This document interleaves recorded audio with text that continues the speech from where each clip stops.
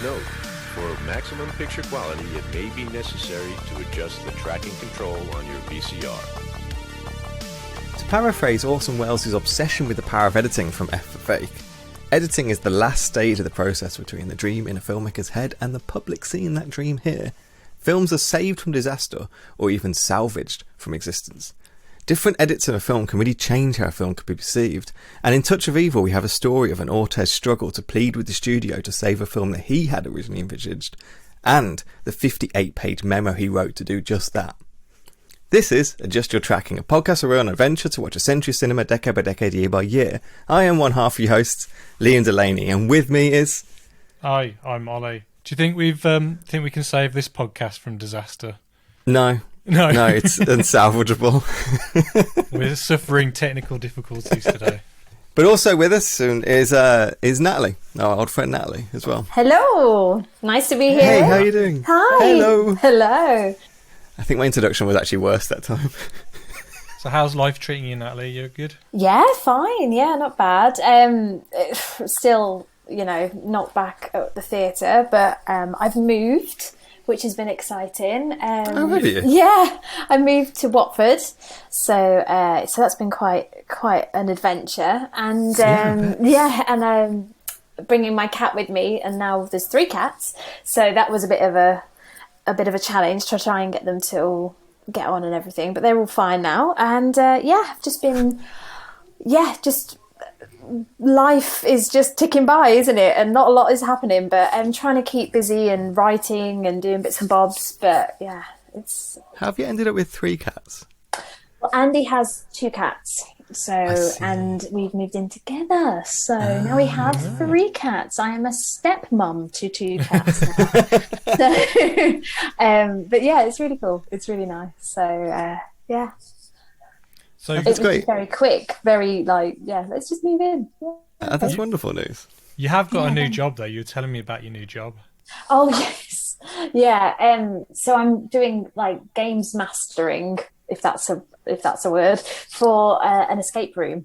So I only started this the other day. So it's all, and knowing my technology skills, you can imagine it's a bit of a challenge, but it is good fun. It's all like online escape rooms, so yeah, it's good fun. You're in character and you sort of help people go through the escape room, so I get to do a bit of acting, which is great. And but still, what's the character for the room, and what's the setting or anything like that? What are you kind of portraying? So it's an MI5 agent that's gone rogue, and they have to try and figure out who is the rogue agent, and we have to gather evidence to sort of bring them to justice, kind of thing. And I'm one of the agents that helps them along the way. So I'm glad you're like an agent and not like Miss Moneypenny behind the desk. Oh God, yeah. Oh no. Can you imagine? It's just not me, is it? But yeah, so no, it's good. It's good fun. I'm still in training at the moment, so I'm being allowed to do some next week, I think. So yeah. So you haven't had a live audience yet with it? No. So what does that entail? A bit of firearms, Firearm training. Yeah. Do you know what? I could probably get that. No, I was thinking, can I get some sort of gun going? Or no, it's probably a good idea not to. But yeah, it would just be talking to them and being in character, and I don't know. We'll have to wait and see. And I suppose as long as they're nice, then you're okay. It's like with anything when there's a live audience that you're interacting with. If anything can happen. So anything can happen. Yeah. Go on, give us a little bit. Give us a little bit of your character. Like, what kind of things do you say and do then? Oh, do you know what? I haven't even done it yet. Oh, you haven't done it yet? Yeah, so I'm still in training. So, but it would be things like, "Hello, yes, we need to find the rogue agent. So if you follow these clues, then we can maybe find them if you've got any intelligence at all. And if not, I'm here to help." And then you sort of, I love the fact that you're a jolly good kind of... Yeah, it's like it's a young dench. Yeah. Exactly. That's what you should be. It's like the prequel. That's what it is. Oh my gosh, yes, that's what I'm aiming for in life. A young dench. That's great. Thanks. She's still the best Bond girl for my money, especially in what was it, Skyfall. She was the best Bond girl. Oh, that was great. That was so good. Yeah, I did love her in Skyfall. She was the best thing about Yeah. that. And it really missed her in the next film, actually, I thought. Yeah. Yeah, it did. I think it made Skyfall a really good film, actually. Yeah, because it was all about her, really, wasn't it? Which made a change. But yeah, I was thinking about Bond films. I was seeing that they keep playing a lot of the old Bond films, like Pierce Brosnan and things. And I don't know if you've noticed, but have you seen any of those lately? The ones that were before Daniel Craig, and just how twee they are when you look back at them now. And you're like, how was I alive when this was happening? I get what you mean, though. There's a certain amount that I thought I was watching really... I think this... I keep watching this with 90s blockbusters at all, really, that I think I'm watching something really adult, and you go back and watch it. It's a really quite childlike, quite fun, quite like... kind of sense to it. Not very serious as well at all. That was a big thing about 90s blockbusters. They had to be really just like comedy films, almost. Yeah, and in a way, I do miss that in some senses, because I think everything now is very serious, and you know, and you've got to have a back story for every character and an explanation for it, a psychological explanation for everything, which I find really interesting. Don't get me wrong, but then there is something to be said for these kind of more flippant and silly films. But I was watching it and just thinking, it seems so much older, and compared to obviously the whole like we were saying, like the narratives that we're used to nowadays, and they weren't that long ago. They were sort of late 90s, something like that. I think as well with like the action kind of genre, or at least like definitely that kind of spy genre film, massively changed with like 9/11 as well, and they just completely changed what filmmakers wrote as like international terrorism, or wrote as like the hero to it and stuff like that. So you got like Bourne coming in, and Bourne just completely changed the game because of that. Like Bourne just took this stuff very seriously. It was very hard and very kind of tough, and very serious as well. Like this was a real threat kind of thing. And Bond just kind of latched onto that really. And it does, as you say, looking back at kind of like blockbusters pre 9/11 is like a different world. Completely different world. Yeah, it really is, the Daniel Craig. And obviously, you're right, it must have been something to do with the 9/11 and just what people saw as a threat, I suppose, and what that meant. And I think just the screenwriters, what they're writing and stuff like that, completely changed. It did mark a big difference. And I think we've kind of got out of that post 9/11 blockbuster a little bit now. But if you go back and watch kind of like stuff from like 2001 to 2000, 2010ish, whatever, it's everything has this shadow of 9/11 over it, and the shadow of like how horrific that was, kind of thing, to the action. It's still glamorized, don't get me wrong, like they still love glamorized action and stuff like that, but it's just it has this big serious overtone and big kind of morose overtone of people kind of dealing with it and playing out that kind of trauma on screen. Like the best example I can think of really is and I doubt either of you watched this, but it's Star Trek Enterprise, which was running around that time. And literally first two seasons of Star Trek Enterprise are very kind of old school and silly, like it's not very good, to be honest, but there are good episodes in it. And then 9/11 happened, and then literally the following season after that they did a whole season that was basically about 9/11 but in Star Trek. And like at the time I remember everyone being so obsessed with it, saying, eventually they're taking this seriously and they're giving us adult stories and they're giving us something really, really kind of new and kind of meaningful. But to go back and watch it now, it plays out really badly.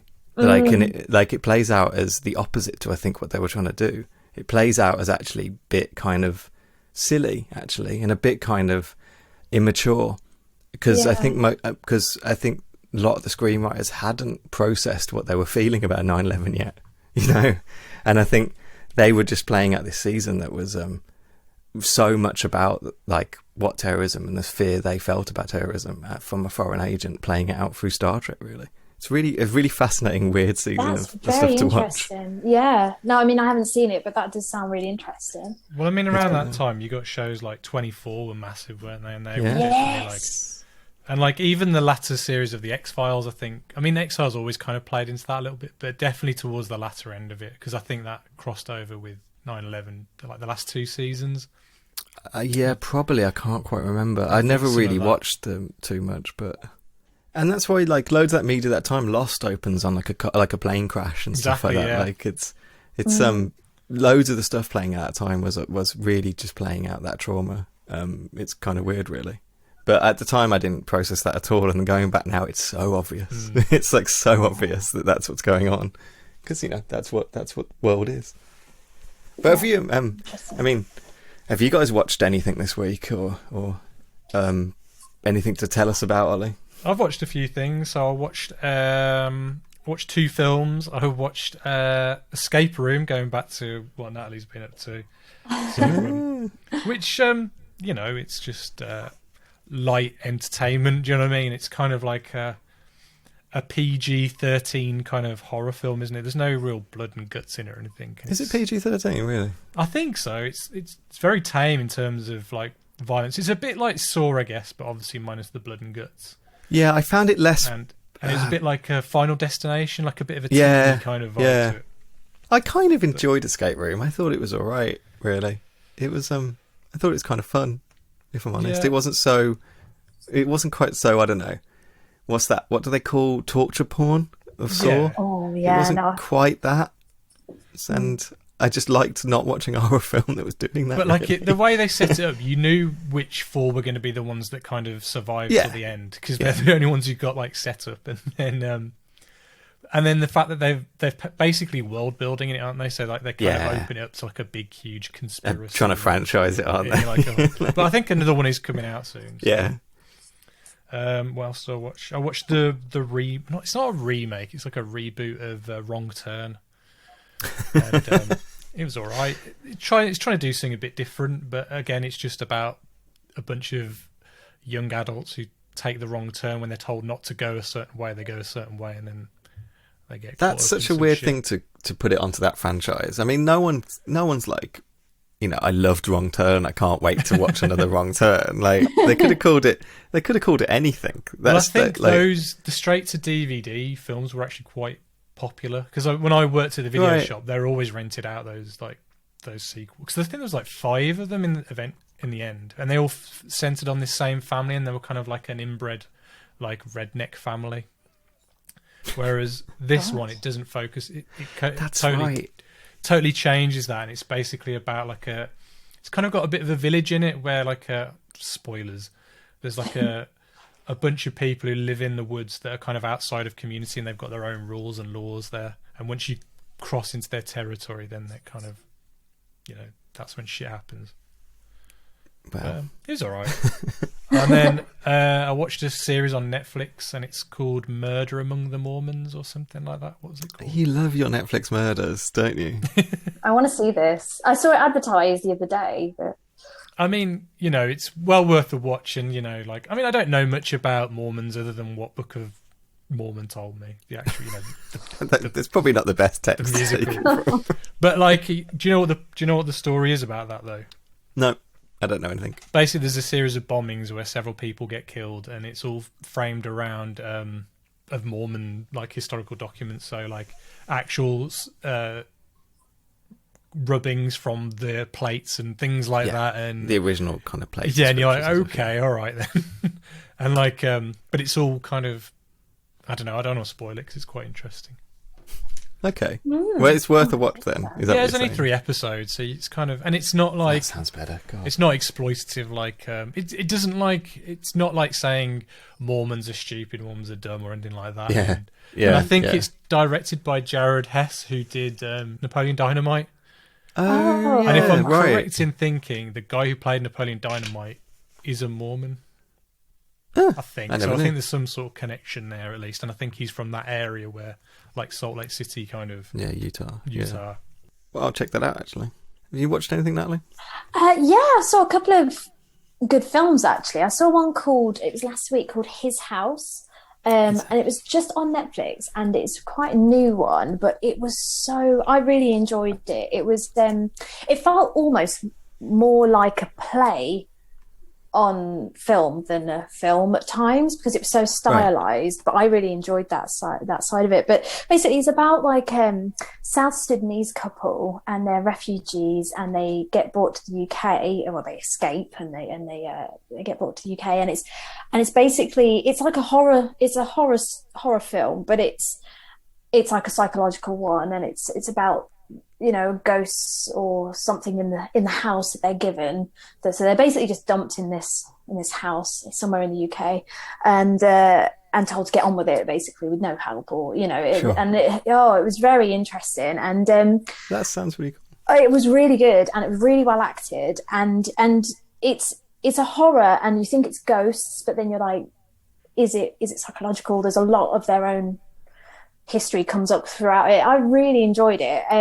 So yeah, I'd recommend that. I think it's actors in it as I'm hope I'm going to get names right here, but Sope Derisu and Wunmi Musaku, and they're the two leads, and they're brilliant in it. And I recognise the woman from Luther. I think I've seen her before. She's really good. Right. And so I'd really recommend that one. But yeah, and I saw, it was good. It was good. News of the World with Tom Hanks. Oh, I liked News of the World. And the little girl who was just gorgeous, Helena Zenga, I think her name is. Yes. But yeah, I really enjoyed that. I thought I'm a big fan of Tom Hanks anyway. I do really like him. And I just thought it was just a really nice film. Can just get lost in, and I think I said to Ollie, I watched this a few weeks ago actually. I think what I said is that I just want to watch Tom Hanks tell me the news. Like, just sit there as he reads the newspaper at me. I was very happy at those scenes. They could have gone on and on and on. Like, it was just great. It's true, isn't it? Because it's just there's certain films at the moment that are just, and also TV shows where just comforting, and there's something about that sort of, like you say. Obviously, there was some really dark elements to it, and it's but some of it was just really comforting, and his relationship with the little girl and stuff was really, really lovely and stuff. And it's sort of like it's a really good companion piece to The Searchers, which we watched last week. It's like it's almost the same story in a lot of ways. It's just like it's just told very differently, or like a different, a more modern take on maybe how we look at this time period, I guess is one way to put it. Oh, cool. Honestly, I would recommend watching them like together, or seeing them close to close, because they do kind of they have the same kind of elements to them. Just very different. No, definitely, I will check it out. And I'm trying to think what else I saw a really random one, Prisoners from 2013.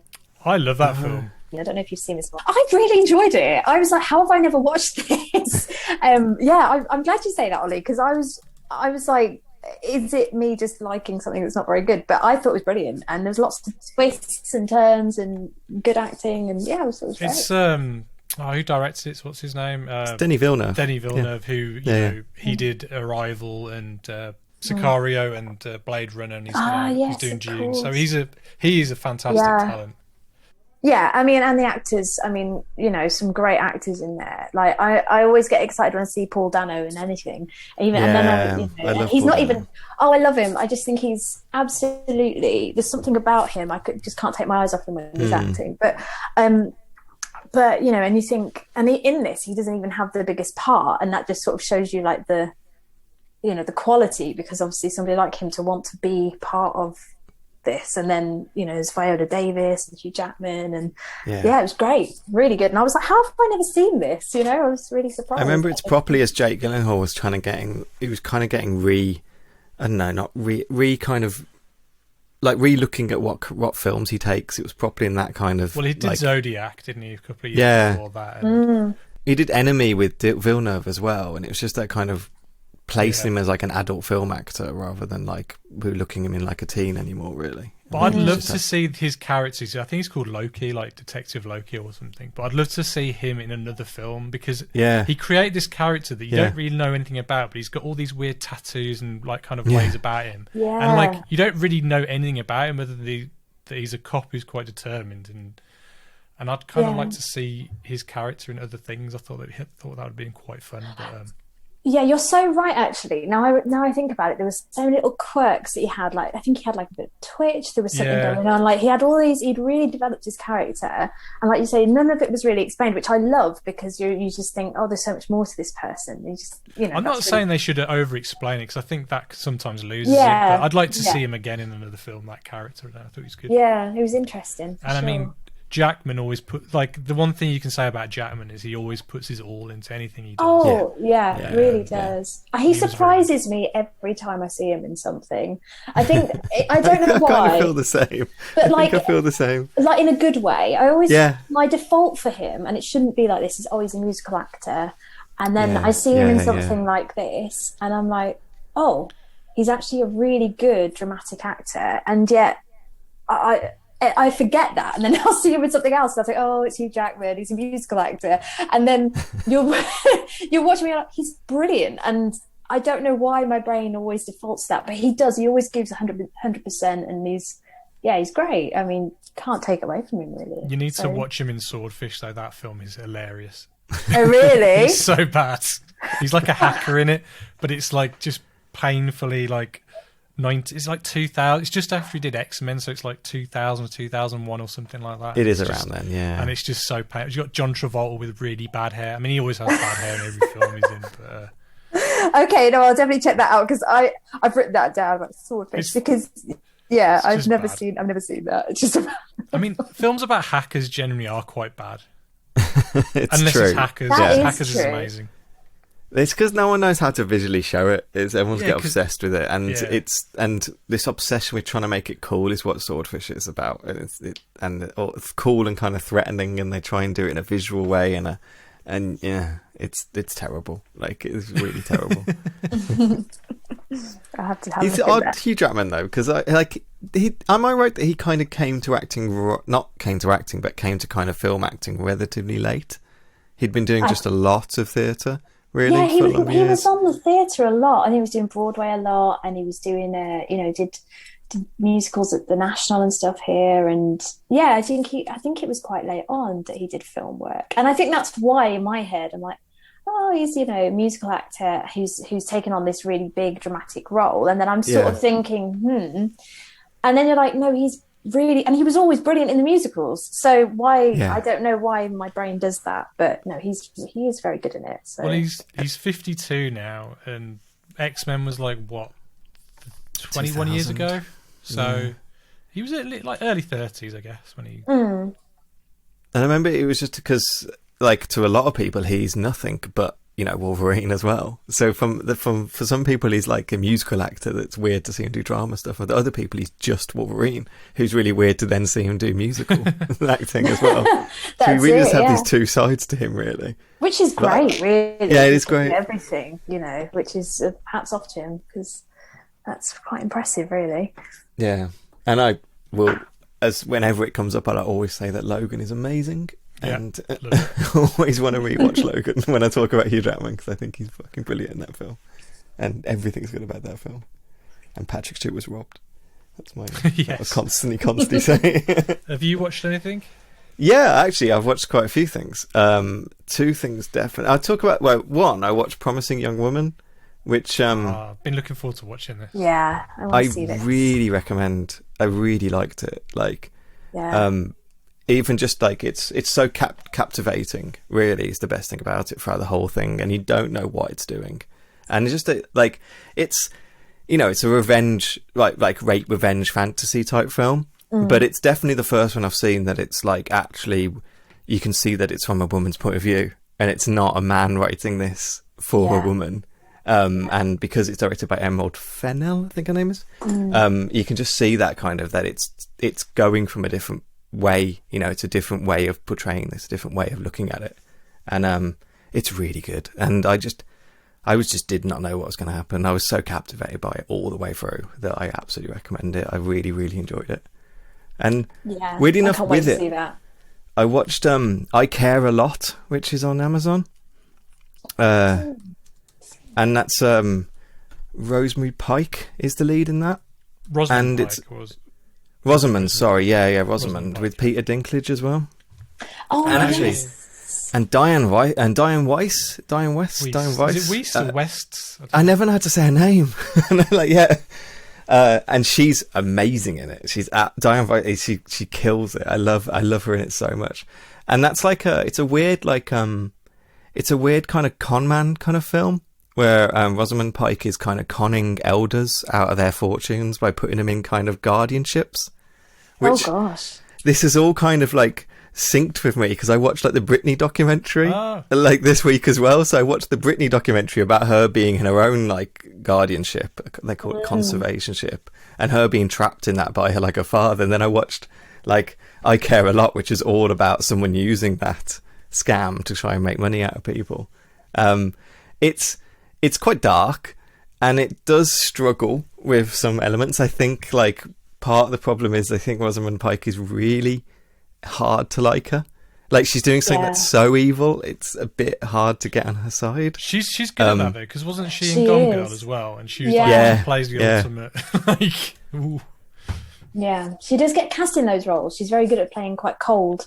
Yeah, you know. and she is brilliant. And when you kind of you do get on her side, it does work. It's just it really struggles. Like it's just one of those things that's really hard. And they try and make like without spoiling the plot, they try and kind of like make it make more sense. But I don't think they quite nail that as much as I wanted them to.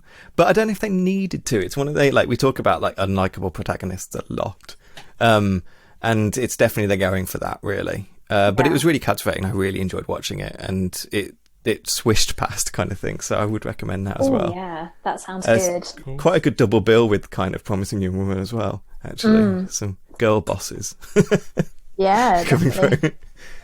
And yesterday I did a double bill of Coming to America and Coming to America. Oh, Oh, I can't wait! I can't wait to see Coming to America.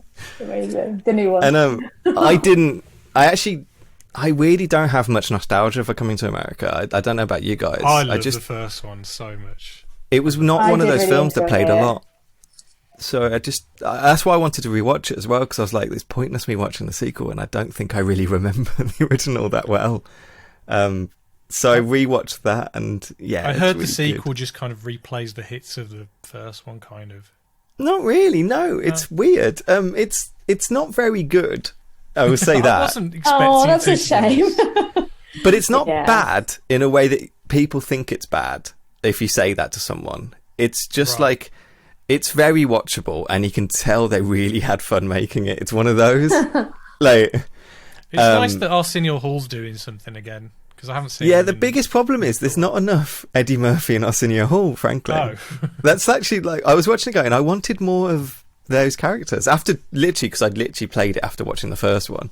So like, and it came onto this, and I was like, I want more of like, I just want to see more Eddie, and I like watching Eddie Murphy. Like, and I just want to see more Eddie Murphy doing stuff. Like, really, and in a lot of ways, it's just a bit of a parody on Black Panther, and that's a bit annoying.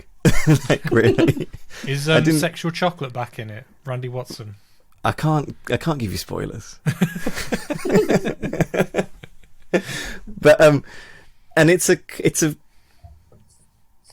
little spoiler. It's about like female empowerment a little bit, but Okay. the film doesn't do the same work that the script's doing, and that's a bit of a Right. Okay. They're playing yeah, a yeah. different film that's actually the one that's written. Got you. and that's kind of disappointing, I guess. But it is quite watchable. I won't say it's really hard to watch or anything. It is quite watchable. It's just they make really weird choices that I think you'll spot when you're watching it. I know really. one of people's complaints before it came out was that it's PG-13, whereas the other one, there's swearing and stuff like that in it. So I don't know if like they've toned it down for the sequel. Oh, Not that it sure, was, I not that it guess. was crazy, but the first one. But I didn't really notice that. It wasn't so much, when they reboot these 80s comedies, they kind of really sanitize it, and then they just like hit the hits. I don't think it was quite doing that. I think they were trying to do something different and were trying to kind of play it relatively seriously. I mean, the weird thing about Coming to America is it's not packed full of jokes. It's one of those 80s films that's like,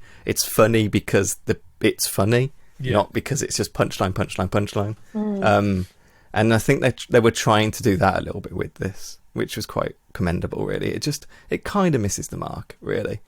But shout out to Wesley Snipes, who nails it. He's so good. He's the funniest thing about the film by far. Oh, wow. Wesley Snipes is a good performer. He just during like the 2000s, something happened and just like I mean, I know he went to prison for tax evasion, but, which puts a hamper on your career. yeah, it's just a little bit. But he's really good, and I do recommend watching it. It's just it It's a little bit 30 years too late. Well, I watched like, last year. I watched one of Eddie Murphy's stand-ups for the first time in years, and that's a tough watch. That's a tough watch. Some of it is funny, but then some of it you're like, oof. Yeah. Yeah, I can imagine. Yeah. And there is a cameo in Coming to America. That's really hard to say that. I know. There is a cameo in there that made me laugh that it wasn't expecting, and it is like a famous cameo in the original. So that I thought that was really cool. Should they have called it Coming Back to America or something? I don't know, something that would make it a bit easier to say. No, I think the title's fine, actually. I like the title. Fair enough. And I guess the one thing to say is they don't spend almost any time in America. Oh, okay, fair enough. Really, they really don't. They're probably in America for about 10 minutes one time. Because where is he? King of Zamunda? Is that what he Zamunda, yeah. The whole film's set in Zamunda. That's what I mean. It is literally like Black Panther. That's literally what the film is. It's very weird. But it's watchable enough. And it's just, I like seeing Eddie Murphy. Do more films, Eddie Murphy. Bowfinger was great. I love that. I mean, that's 20 years old now, that film, but that was a good film. Well, Dolomite was great last year. Oh, I need to I still need to watch Yes, I enjoyed Have you seen the original Dolomite? No, I haven't. It's amazing. I think it's actually on YouTube. It's so good. I will actually probably should try and watch that. But yeah, I think we've probably blathered enough now, especially because we started recording about 12 times. We're good blatherers. So, today's film we're covering 1950. What year are we? 1958. 58. 1958. Like I was saying on the podcast that kind of failed. We've actually been doing this for nearly a year now. Yeah, and it's just like I originally thought we were going to do. We'd already be halfway through the century, but we're not. We're not even a third. It's a bit of an ambitious goal there, Ronnie. Well, no. If you 52 weeks a year, 50 films, that's half a century. But no, we're not quite there yet. No, we're not quite. Our release schedule's not that kind of tough. No, to be honest. But well done for nearly a year. That's cool. Yeah, we're almost finished the 50s. We're getting there. We're towards the end now. We're wrapping it up now. So this is our penultimate film of the mini-series. And it's 1958's Touch of Evil, directed by Orson Welles.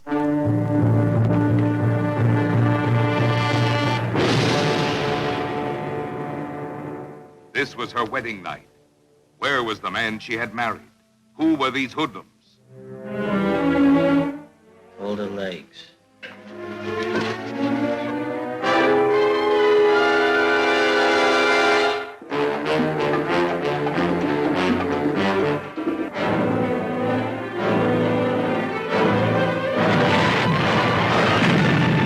Starring this outstanding cast: Charlton Heston, Janet Leigh.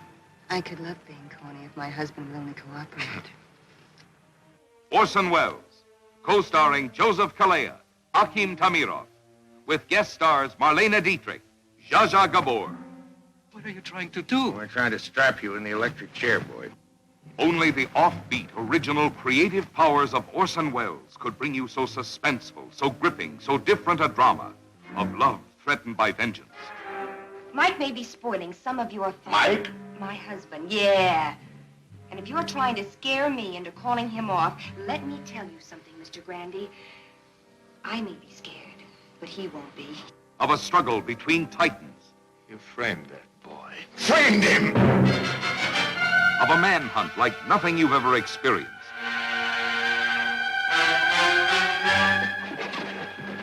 Oh, God, now. I'm a husband.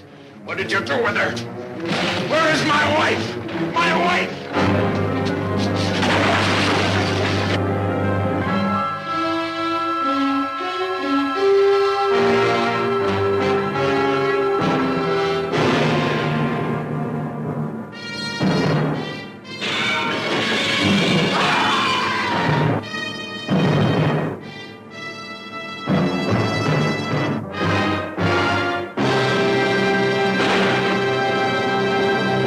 So, Touch of Evil tells the story of a kind of police investigation after a car bomb explodes on the US-Mexico border. And it Yeah, that's actually pretty much it. That is actually it. I nailed that. I'm quite pleased with myself. I was about to kind of ramble on to all the kind of different elements, but no, that's the film's about that. Like, very simply, the film's about that. But that does kind of take away the kind of complexity that's kind of in this film, like baked into this film, really, and kind of the crazy, fascinating history of how this film got made, and like kind of drama surrounding it and stuff like that. Do you guys know any of that? Or well, I mean, I just know that it was based on a book called Badge of Evil. Is it Badge? Yes, it was called Badge of Evil. Yeah, which I think if you call the film that, it's a bit telling that one of the cops is going to be crooked or something like that. But, yes, that's true. Yeah, that's true actually. So that's probably why they went away from that. But I mean, I just know that Charlton Heston was the one that got Orson Welles. Like, I think he got him the job, or suggested. Yeah, it's kind of a great story actually. He suggested he directed it or something like that. Yeah, Universal called Heston and asked him to do this. Heston describes it as a very routine police story. Didn't think much of it. Thought it was kind of crappy, but he's like, Universal do a lot of these police stories, so I'll just do another police story. And they were talking, but he was going like, look, this is so routine, like it might be good, but it depends on who you get to direct it. The script's not fascinating. And the people at Universal were like, well, we haven't got a director attached yet. Have you got any ideas? And they happened to, like, Orson describes himself as accidentally doing this job. Well, he was cast already as the part, though, wasn't he was cast as the heavy. They said, oh, we got Orson in to be the heavy, though, so it might be quite interesting. And Heston was like, well, you know, he's actually quite a good director. Why don't you ask him to direct it? And the way Heston describes it is like, it's like on the phone he'd suggested his mom directs it. Like, it was like they just went silent and just like absolutely quiet. And then apparently Orson says they called him and went, look, I know we've cast you to be in the heavy in this film, but we can't pay you any more money. But how about directing it? Would you be up for that? And he apparently just went, yeah, I'll do that as long as I get to rewrite the whole thing. Like, and they were like, what? And like, as long as I get to rewrite all of it. Like, it's my script. Yeah, he rewrote it all in 10 days or something. Yeah, like 10 days he rewrote the entire film. On a typewriter or, wow. I don't know. Yeah. That's amazing. He said he had like 12 secretaries working for him or something like that, like around the clock or something. Oh, so he's like literally like dictating and writing. I don't know how it worked. I don't know how it worked back then. I picture him there with a big cigar and a bottle of I am. He's just manically typing away, just pulling out paper, throwing it behind him, screwing it up. And I mean, Orson is just a force of nature. He's so fun to have. I like him being back on the podcast. I like Orson Welles. He's such a character. And at this time period, he'd been in exile for about 10 years in Europe. He'd kind of it's so confusing with Orson, because like the way even Charlton Heston says this, I watched an interview with him about this film, and he says that Orson Welles, like, he can't ask for money, he has to have a fight. Like, it's like he says that like if Orson's just given money and given a salary, it doesn't work. It's too easy. Like, he doesn't even like Heston said that Orson has to fight even if he doesn't have a fight. Some people have to make things difficult for themselves. I think I'm one of those people. Otherwise, I think a lot of artistic people are. Because you thrive on challenge, and if you're not challenged, then it just kind of like, what's the point? That's really interesting. Yeah, that he's got that element to him. But yeah, he gets great results. So yeah, but weirdly, that's what's the weird thing about Orson, because like obviously, my God, my brain just died on me. But obviously, he made one of the best debut films ever in Citizen Kane, like, and that just wrote him a career, and on that point. But since Kane, his whole career is like just a series of him fighting. Like the Magnificent Ambersons is famously just like this kind of lost film that was meant to be a masterpiece that the studios took away from him, and because of that he kind of left Hollywood and a lot of other things, and he was just making films in Europe. A lot of his films in Europe were after he did like a bit of a Shakespeare period, which like he did Macbeth and Othello, which I've never watched either of those, and I've seen Othello, and he's in blackface. I was going to say he's in blackface in Othello, isn't he? Yeah, it's ridiculous. Yeah. And both of those are just like incredible films. Like just from making them, you know, like I think Othello was shot in Italy and Morocco and France and Portugal or something, you know, like just this insane kind of filmmaking schedule and shooting reams upon reams of stuff that would take him years to do and edit, like, which was the big sticking point really for a lot of his films. He just came out of a film called Mr. Arkadin, which was shot in 1955, and that again, it was filmed in Germany, France, Spain, Italy, and like no budget, you know, filming like weeks after weeks after weeks of films and stuff like that. I have no cultural memory of Mr. Arkadin, or how you pronounce that. That's a film that hasn't it just hasn't made an impact on me culturally. I don't know if it's good or not, you know, but I know that was the last thing he did before returning to Hollywood to shoot TV with Lucille Ball. That's what he was doing at this time.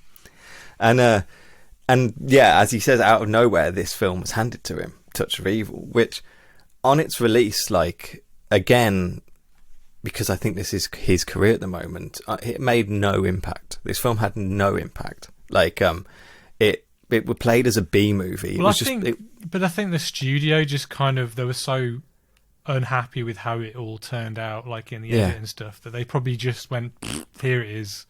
Yeah, but I think he actually won some awards for it, though. I think it did. It's a really interesting story. Again, is like, so, you know, we'll cut back to the editing, but Universal release it, they shove it out there, and there's one distributor who works for Universal in Europe who fights with the studio that he thinks the film's really good, and he puts it up for an award at the Brussels Film Festival, and it ends up winning the grand prize at Brussels, but this guy gets fired from Universal for not following their orders to not put it up there. Gosh, that's terrible, isn't it? Yeah. Oh, so, like, this film just is this kind of elemental thing that, like, just bred destruction almost throughout its wake, you know, getting released and stuff. It's very apt to a film that's coming out soon, I think. There's some shades of Justice League, I think, kind of like... Maybe. It was taken from the director, and then later on it kind of got re-edited and stuff. I'm sure this is a much better film than Justice League will ever be.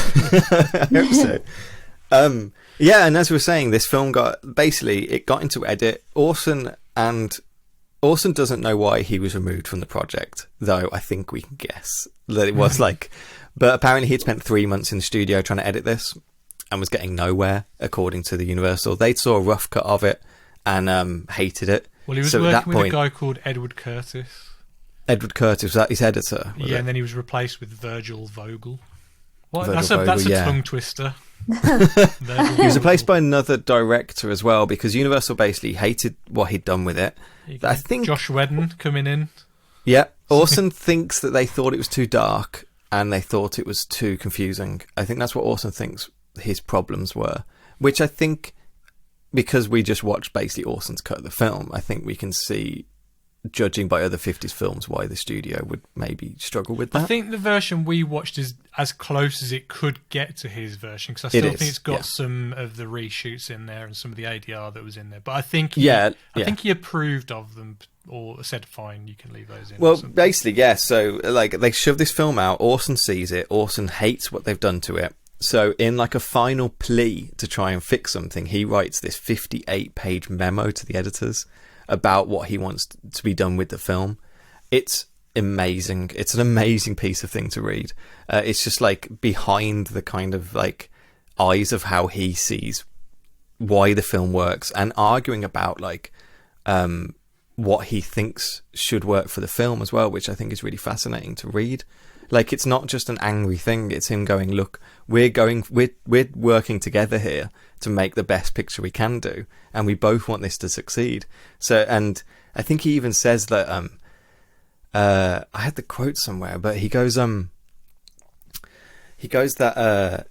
the last person I think that you want to be hearing from, but I implore you to just listen to a few of these points about what we're doing. 57 pages. 58 pages. A few minor points. And he even says that he ignored some points that he had problems with and has left others in, but these ones are particular about the kind of the edit.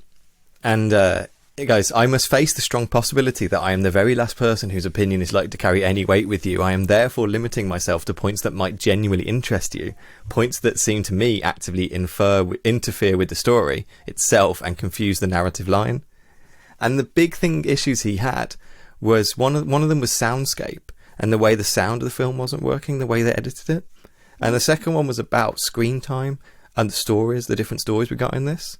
Because what the Universal edit in 58 had done was kind of made it clear that kind of Janet Leigh's story was a B plot in their eyes, and kind of like crushed it and kind of put it in weird places in the film. Whereas Orson in his memo makes it really clear that he thinks that both stories need to play out with equal screen time, cutting back and forth. I think they did lots of quick cuts, didn't they, originally? Kind of like cutting from like moment to moment, I think, But yeah, he basically wanted both Heston's and Leigh's bits to play out with equal screen time, and to not seem like a B plot, because he wanted you to not really see what the narrative was coming. And I think the big thing that Welles had done to this film, which I don't think the studio were happy with, is that Heston is not the lead of this film. And obviously they were kind of selling the film on Charlton Heston leading this. And well, he doesn't Heston really have an arc in it, does he? No. So... Like, the lead of this film is Orson Welles. Yeah. This is a film about Orson Welles, about Orson Welles' character. And more, I think this film is about Orson Welles as well, which I think a lot of Orson Welles films are. And I think that's what he did to this story, is kind of investigate himself and really put this kind of hideous figure on screen that's full of his own, like, kind of insecurities and full of his own kind of, like, questioning about his kind of unwillingness to bend and kind of obsession with the end product, really. And I think you see this for his he was character. Quite a progressive guy, wasn't he? And he was like, into equal rights and all that kind of stuff. Definitely. At that time. I mean, I know he did a few films in, blackface and stuff, but like, so unlike the character in this, though, who is clearly racist. Yeah. Yeah, clearly. That's not a view that he shares, obviously, because obviously he plays this character who's quite horrible, so he's putting all that into... But it's definitely that element of dislike, like unlikable protagonist, and definitely. Weirdly enough, the humanity and the kind of the nuance he gives to his character in this really does play him out as a great protagonist. Like, you get the downfall of him, you get where he's coming from, and you get this like rationale. Francois Truffaut, yeah. When he reviewed Touch of Evil, he said that Orson Welles created a character in corpulent Hank Quinlan who is so unrepentantly revolting that we end up falling in love with him. And he created a character in Mike Vargas, a dude who's so straight that it hurts that we end up despising him. And I think that's like, I'm not going to argue with Truffaut. And I think that's just a really good reading of the film, that he has managed to nail that elements of making a dislikable protagonist engaging, which I think, comparing this to The Searchers, is a really good thing to watch back and back, because you do not get that kind of relatability in The Searchers that I got from Quinlan. And then, like, it's not that I at all thought he was a great guy, I just really felt myself like understanding him and feeling him and kind of getting at the core of that character, really, that it's a bit of a tragic kind of tale.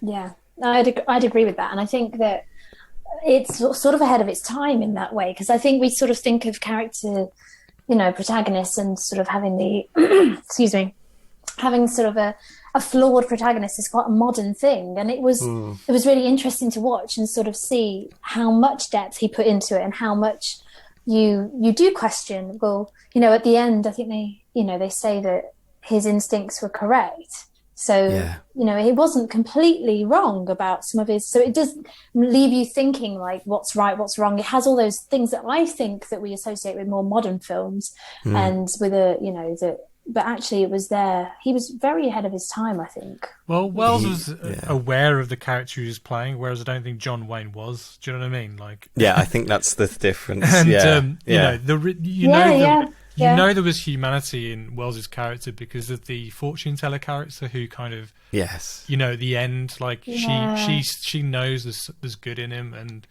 or there was at some point. That's the fantastic Marlene Dietrich, possibly one of her last roles, really. The story of her hiring is brilliant. Orson Welles tells it as well, that the producers didn't know she was in it. And it wasn't until the rushes started coming back, the producer was like, what the fuck, Marlene Dietrich is in this? So they had to call her and go, you're in this picture. And she's like, yes. And they're like, well, what are we paying you? And she was like, well, if you put my name on it, then if you don't put my name on it, then it's just the minimum. If you put my name on it, then you can call my agent. Like, and that was her, like, little kind of like fight with the studio to get like that, to, you know, a little fight with the studio about. I think there was something with Janet Leigh in regards to that, though. Like, her agents didn't want to tell her about this job, and she was like, look, I'd work for nothing to work with Orson Welles. I think that's the thing. There was Welles. It's Orson Welles, yeah. He sent her a note or something. He sent her a note saying it's a pleasure to work with you on this film. And so she called her agent and said, oh, I'm doing this film. And they were like, oh, okay. But yeah, she was like, no, I'm doing it. I'm definitely doing it. I'll work with Orson Welles. Like, but he just went straight to her with a note. Oh, okay, brilliant. Well, when you're Orson Welles, you can just go straight to them. Yeah. Yeah, I think we're talking like a different level of filmmaker, aren't we? Like, he's just royalty, you know. It's a great story as well. Like, he's so horrible in this film. He's so like he looks terrible. Like, it's like that's what I'm saying. He looks absolutely terrible. Like £40 worth of makeup. Like, a lot of people think, oh, that's just Orson Welles. No, he was wearing makeup in that, and he had loads of padding, and he had like facial things put on and stuff like that. And like, and that's such a non-Hollywood thing, you know, especially then. Especially back then. I think that's the thing. It's so against type for that back then, which I think is really impressive. Yeah, and like absolutely. He's always seems to be sweating, and you know, he's always eating or drinking. Like, there's always something there. Every time you see him, his poses, his back's to the camera, or kind of almost a little bit 3/4, and he's just turning around to the camera all the time. Yes, with his cheeks pushed out. The slobby, saliva like soaked stogie. And like the wet end of this. Yeah. That's so good. And he's always got this tone of dismissiveness, even to like the camera, as you say, as he turns his back to him all the time. Like, you know that like he is so dismissive of like the world, and he's so like trying to cut himself out of the world because of whatever trauma he's got. And it just plays through on the camera so well. Like, Harvey Bullock in the Batman universe is this character, really, isn't he? I literally wrote he looks like Harvey Bullock in my notes. And even the cops are dressed like the ones from the Batman animated series with the coats and the kind of... Again, another Wells story that he said that his wife put a dinner party on just before he was filming this. The interviewer said to him that you look horrible in this film, and he was like, yes, I know, I look like a monster, don't I? He was really happy about that. Like, and he said that his wife was putting a dinner party on. He had all these guests around that hadn't seen him for a while because he was back in America and stuff like that. And they kept on walking up to him, telling how great he looked. And he was like, "What? Like, I'm trying to look horrible." And all these people coming up telling me he looked great. And he was like, "What did I look like before? What was I going through?" And less said about Charlton Heston's appearance. Wow, I didn't get that he was Mexican to start with, and I was like, why has he got this really he's really tanned? What are they? And then when I figured out, I was like, oh, he's meant to be Mexican. Oh, that's really Well, it's as soon as I heard his surname in the film, I was like, well, that doesn't compute. And then you look at him, and like my brain couldn't compute what was going on because I knew it was Heston. Yeah, I was like, and he doesn't look at all Mexican, or you know, he's just. And he's the actor who I'd never thought would ever. I don't know, like it's just. Yeah. And the fact that he said one of his greatest regrets in film was not putting an accent on, and I was thinking, thank God he didn't. Put an accent. Could you imagine? No, it's true. No, it's true. It's better that he didn't. But yeah, it was just I think from like a sort of a modern viewpoint, you sort of look back at it, it's just so confusing nowadays because it wouldn't happen nowadays. But you just, it was like, hang on, he's got a sort of really posh American English sort of voice that's and it's quite Received, RP. isn't it? Yeah, Received, yeah. And then it's like, and he's got a really good tan, and what's going on? And he's Mexican apparently, and you're like, I was just like, his hair's so black. What have they done to his hair? It did the same as you guys. It took me a little while to realise that they'd brown faced him basically, to make him Mexican. Yeah, that's the thing. Yeah, it's I will say flat out, I loved this film, and I would say it's a triumph of this film that doesn't drag it down. Yeah. Which is, I think, could destroy any other film basically. It's very confusing, and I don't like to hand wave stuff saying product of its time, because we watched was it Badder Than Beautiful, which had the Mexican actor in it whose name's gone out of my head. So it wasn't like there wasn't great working Mexican actors they could use, and other producers were choosing them for these roles. Like, that happened. It's not just a product of its time. They wanted Charlton Heston in this, and he was Mexican, so that's it. They made that decision. But I believe in the book that character is not Mexican. I think he's Mexican American. I have a feeling that Wells turned him into a Mexican character because he repurposed the setting of the film. I think. Did he? I believe so. That makes a bit more sense. That makes sense. Yeah, that makes sense. It's really fascinating, actually, sticking on the Mexican American border, and it's something I've never seen before. Actually, I don't think I've ever seen especially an early film set around the border. The border's a late thing in the 20th century. It becomes a thing. If you guys don't know, the Mexican-American border only becomes militarized in the 70s when it kind of war on drugs happens. Before then, it was an open border, and even in this film, they talk about the border. Yeah, they do. Yeah. And they're proud of it being open. They're proud that it's the longest border in the world without a machine gun on, I think is what they say in this. And that is absolutely the way the border was looked up until the 70s. And so to set it on the border there and to make it issues about the two police departments, different people fighting, it's all about things clashing on that border, ways of policing, the rigidness of Charlton Heston's character and the kind of the bent cop of Orson and stuff. It's really fascinating that he chose on that border, which at that time wasn't. Maybe there was issues. Maybe there were early issues coming out of this time about the Mexican border that led to the militarization. Maybe that's what we're seeing here play out. But it's quite a stark difference to when we're watching Rafifi and stuff, where the border is they're talking about borders as a past tense, really. And I thought that was quite interesting. Now we've got this American border that becomes, in the latter part of the century, a big issue. Leading up to Trump, where it becomes the major issue in America. So it's quite fascinating, really, that we saw. He shifted the location setting from San Diego to the Mexican-United States border. Wells renamed the protagonist from Mitch Holt to Miguel Vargas, stating that he made the character a Mexican for political reasons. I wanted to show how how do you pronounce that? Tijuana. Tijuana. And the border towns are corrupted by all sorts of mishmash publicity, more or less, about American relations. Yeah, okay. And that plays out massively about his memo, actually.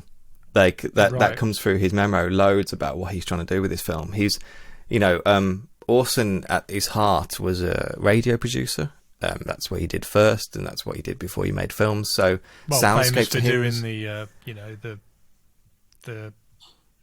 what do you call it? The War of the Worlds. War of the Worlds, yeah. Yeah. Yeah, Famous producing that and making that, yeah. So soundscape to him was really, really important, and his memo talks a lot about wanting it to be kind of mambo music. And when the mambo music kicks in and changes, that's what he was obsessed with in this, more than a lot of things. That opening shot of this film, which is incredible, oh god, it's it's almost like a 3-minute, maybe 4-minute long take. Yeah, 3-4 minute. Yeah, the sound. What is it? Non-diegetic, whichever one, diegetic, non-diegetic. It's sound within the film. There's just so many different sounds coming from different sides of the screen, and it's kind of the way it's just fantastic. It's like, one of the best opening shots I've ever seen. It one of the is shots in a film I've ever incredible. seen, frankly. Like when it started off, I thought they were going, what's it called? Like a Texas switch or whatever, when they kind of like a stuntman where they'll throw a stuntman on the floor and then the real actor will pop up or something, or opposite. Do you know what I mean? Right. Is that called a Texas switch? It's something I've never heard like that. that, Yes. Yeah. And I thought they were going to do that with the car. So it kind of, you see Yes. them put the bomb in the car, then it goes behind the building. I thought, okay, so when it comes out, it's going to blow up. But it doesn't, it carries on. That, to have a crane go from like close up of the bomb to showing the whole street view of like, my jaw amazing. was on the floor. Yeah, It so was. good. And it didn't stop there. It follows the car all the way down the street. It follows the couple because you see Heston and Lee come in. It hears their dialogue. It hears the dialogue with the Border Patrol. It's amazing. Like, and actually, I'd quite like to read, if I can, what Orson Welles says about that shot, because one of the things he hated was they put the credits over it in the original cut, and he didn't want the credits there because he says that his big thing was that he thinks if you have credits over this, the audience knows that it's safe, that nothing's going to happen because credits are written over it. And what had they done? They slapped credits over it, and they slapped different music over it as well. And he was like, the whole point of it was meant to be the street, like getting the flavour of the town and the border town with all these different bars. It's brilliant. So he says, like, as the camera rose through the streets of the Mexican border town, the plan was to feature a succession of different and contracting Latin American musical numbers, the effect that is of our own passing one cabaret orchestra after another. In a honky-tonk districts on the border, loudspeakers are often over the entrance of every joint, large or small, each blasting out its own tune of a way of a come-on or a pitch for the various tourists. The fact that the streets are inevitably loud with the music was planned as a basic device throughout the entire picture. The special use of contracting mambo-type rhythms with rock and roll will be developed in some detail as the film goes on, and at the end of this memo, when I'll take up details of the beat and also specifics of musical colour and instrumentation by a scene-by-scene and transition-by-transition basis. So his whole thing about this at the start is that he wants you to hear the mambo and the rock and roll, and that will lead us every time we change between Heston and Lee. We change that music, we change from mambo to the rock and roll and whatever threat that proposes onto that, leading up to the attack on Lee when there's no music, when the music finally gets cut. And that was his whole, and he's going on about this in the edit so much, like so much during this memo he's going on about this. And I just thought it was like, just this input and look into what he thinks or what a filmmaker thinks about what he's doing. Like none of this is by accident when you read this, none of this, not when Orson Welles shoots a film anyway. I just love the look of it. Like, it's quite low-key lighting. And, but apart from when it's a close-up, it's very bright on the actor's face, but it's quite low down. So you kind of get that kind of, that, kind of like film noir kind of creepy kind of shadow. And the actual, because it was all shot on location, but it looks incredible. Yeah. Like there's one shot where Heston, it's just before he gets the acid thrown at him. And you just see the papers just blowing around in the background and just, or the angles canted on some of the shots and you just see there's kind of the neon lights in the background, say motel and stuff like that. It's just so good. When the acid hits the wall behind him as well, it's so visceral. Like burning away that paper on the wall and things. It's so it was a person as well, wasn't it? On the it was like a poster of a woman. I so think it kind of shows the face. It shows you what it would have done. It's quite shocking, really. I was quite, so oh gosh, that's quite severe, and takes you into the severity of what is going on between some, the gangs and the police there and stuff, and gosh, they didn't think anything of just throwing acid at him. Wow, okay, puts you right there and then puts you right into that, which again I thought was quite shocking for the time. And I agree, the look of it is just stunning. The fact they tried to put credits over that opening shot is criminal, really. I can't imagine why they would do that. I think that's just how films were though back in the 50s. They were always up front. Yeah, that's just what Universal said. They did it because that's what you did, and that's not the type of filmmaker Orson Welles is. You know, you don't just do it because that's what you do it because it has a reason to it. And the fact that the credits are at the end of this film is entirely where he wanted them. Like, that's like, he didn't want them up front. He wanted to open with this huge shot and get you involved in that, and not to dilute that kind of opening, which that shot's amazing. That, like, I just didn't expect it. And just to think he's doing that with the technology available to him, you see the size of the sound recorder at the end of the film. Like, it's just it's incredible, I think, some of the stuff. And there's another tracking shot as well later in the film when they're in Sanchez's apartment during the interrogation, and it comes into the apartment with them, and then just all that dialogue as they're going, kind of interrogating and questioning and rummaging through the apartment, is all a single shot. And it's just all them, like, I don't know, like, the amount of planning to have them all moving about that and coming up to the, like, the front of the screen or going back or going off all the time is just remarkable, really. Well, it was one of the first instances of a film using, like, a handheld camera, I think, as well. Really? Yeah. Wow. And I guess you can see why. There's one shot later on where Heston's driving off, I think, with the, Orson Welles is like, his partner. Oh, it's with the DA, yeah. Yeah. It's a bit wibbly wobbly, but you kind of got it. It's like following the car. It's like following the car, like from a aerial shot. It's pretty cool though. That's a bit they cut, actually. That's in the memo that he fights for that to go back in. Yeah, he fights for that to go back in. He says, I know it's rough and ready, but it's meant to be. It's meant to have that energy to it and stuff. I believe one of the edits was actually found by like a uni professor or a college professor who found like a 16mm print, I think, of one of Orson Welles' early drafts of the film, I think. Yeah, that's what. Yeah, so Orson cut it. They didn't like it. That disappeared into history. Universal takes it in 1958 and releases their own cut of it. Sometimes using some of Welles's things from the memo, but not really. 1978, I think it was, when this just 16, like as you say, just reels were found of Orson's original print was out there. That got released then as well, which then at that point that started the kind of people actually looking at this film. I think Orson's career is full of like lost masterpieces, and that was like one of the early things of people going, well, what is this? This is interesting. This is a really interesting film. This is really good. Let's look at this again. And the movement started then pushing on to kind of to talk about this and kind of critical reevaluation of it, which eventually led up to 1998, I think it was, where I think it's Walter Merck as an editor and Rick Schmidlin, I can't pronounce his name. Both of those worked together with the kind of original reels and worked through Orson Welles' memo, that 58-page memo, to go through it and try and recut the film and reposition it how they can. Actually, quite interesting. I think the DVD has the memo on it as well, so you can read the memo associated with it. I don't know if that's on screen as well, but that'd be quite cool. Well, if you get the Eureka Masters of Cinema Blu-ray, I think it's got all 3 cuts on it. Oh, right, cool. Oh, wow, that's cool. It'd be good to see. And it's from all intents and purposes, we watched the 1998 cut of this, so we're looking at more Orson's original film. But for all intents and purposes, that completely repositioned the film. It took what was quite just a lost film that no one thought about at all, and it just pushed it out there as this quite, I would say, masterpiece. It got reevaluated. It gets a lot of new lists. It gets completely pushed up there as one of the best, one of the best films. And definitely in terms of like noir, it might be it's up there as probably one of the best noirs that's ever been made, and such a comfortably adult noir.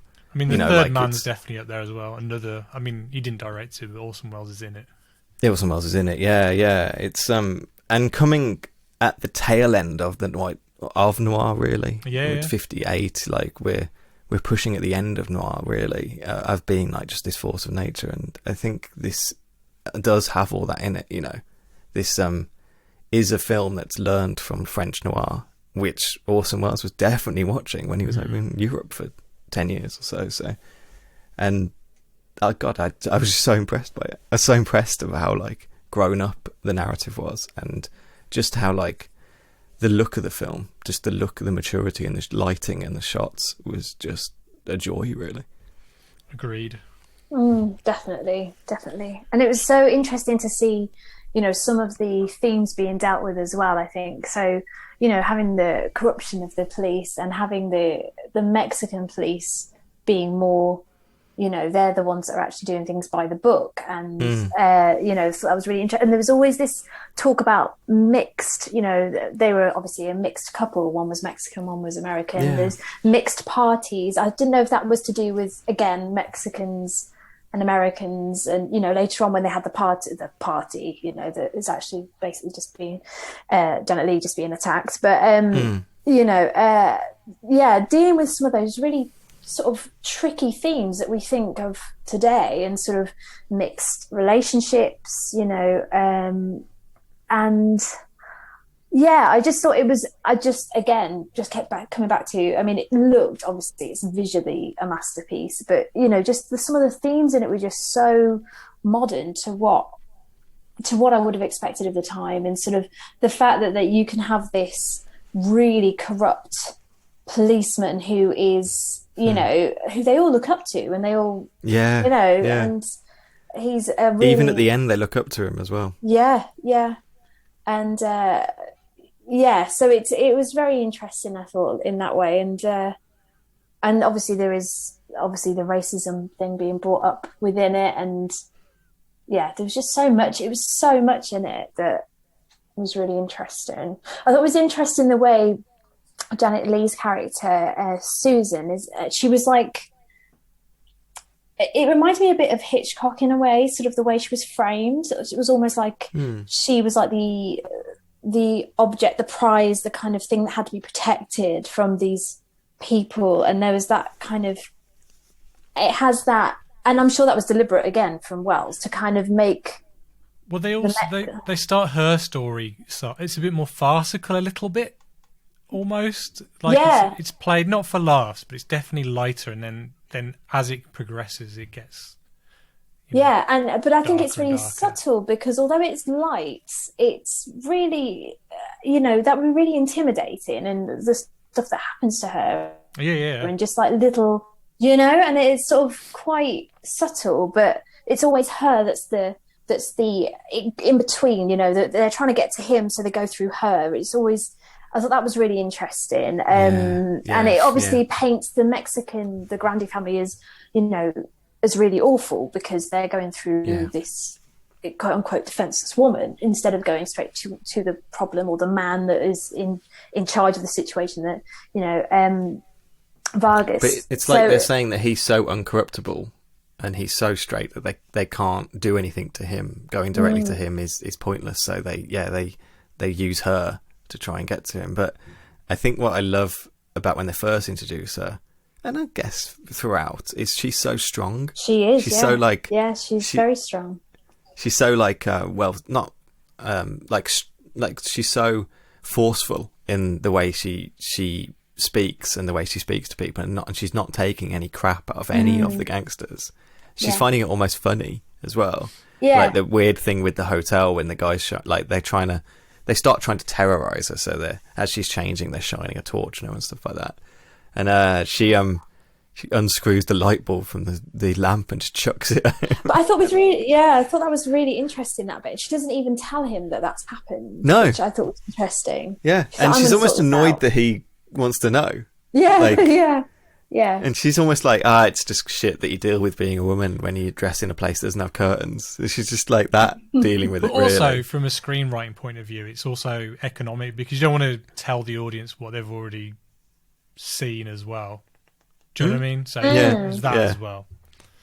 But she's not shrieking at the idea that anyone's terrorizing her. She's not running to her cop boyfriend to fix it.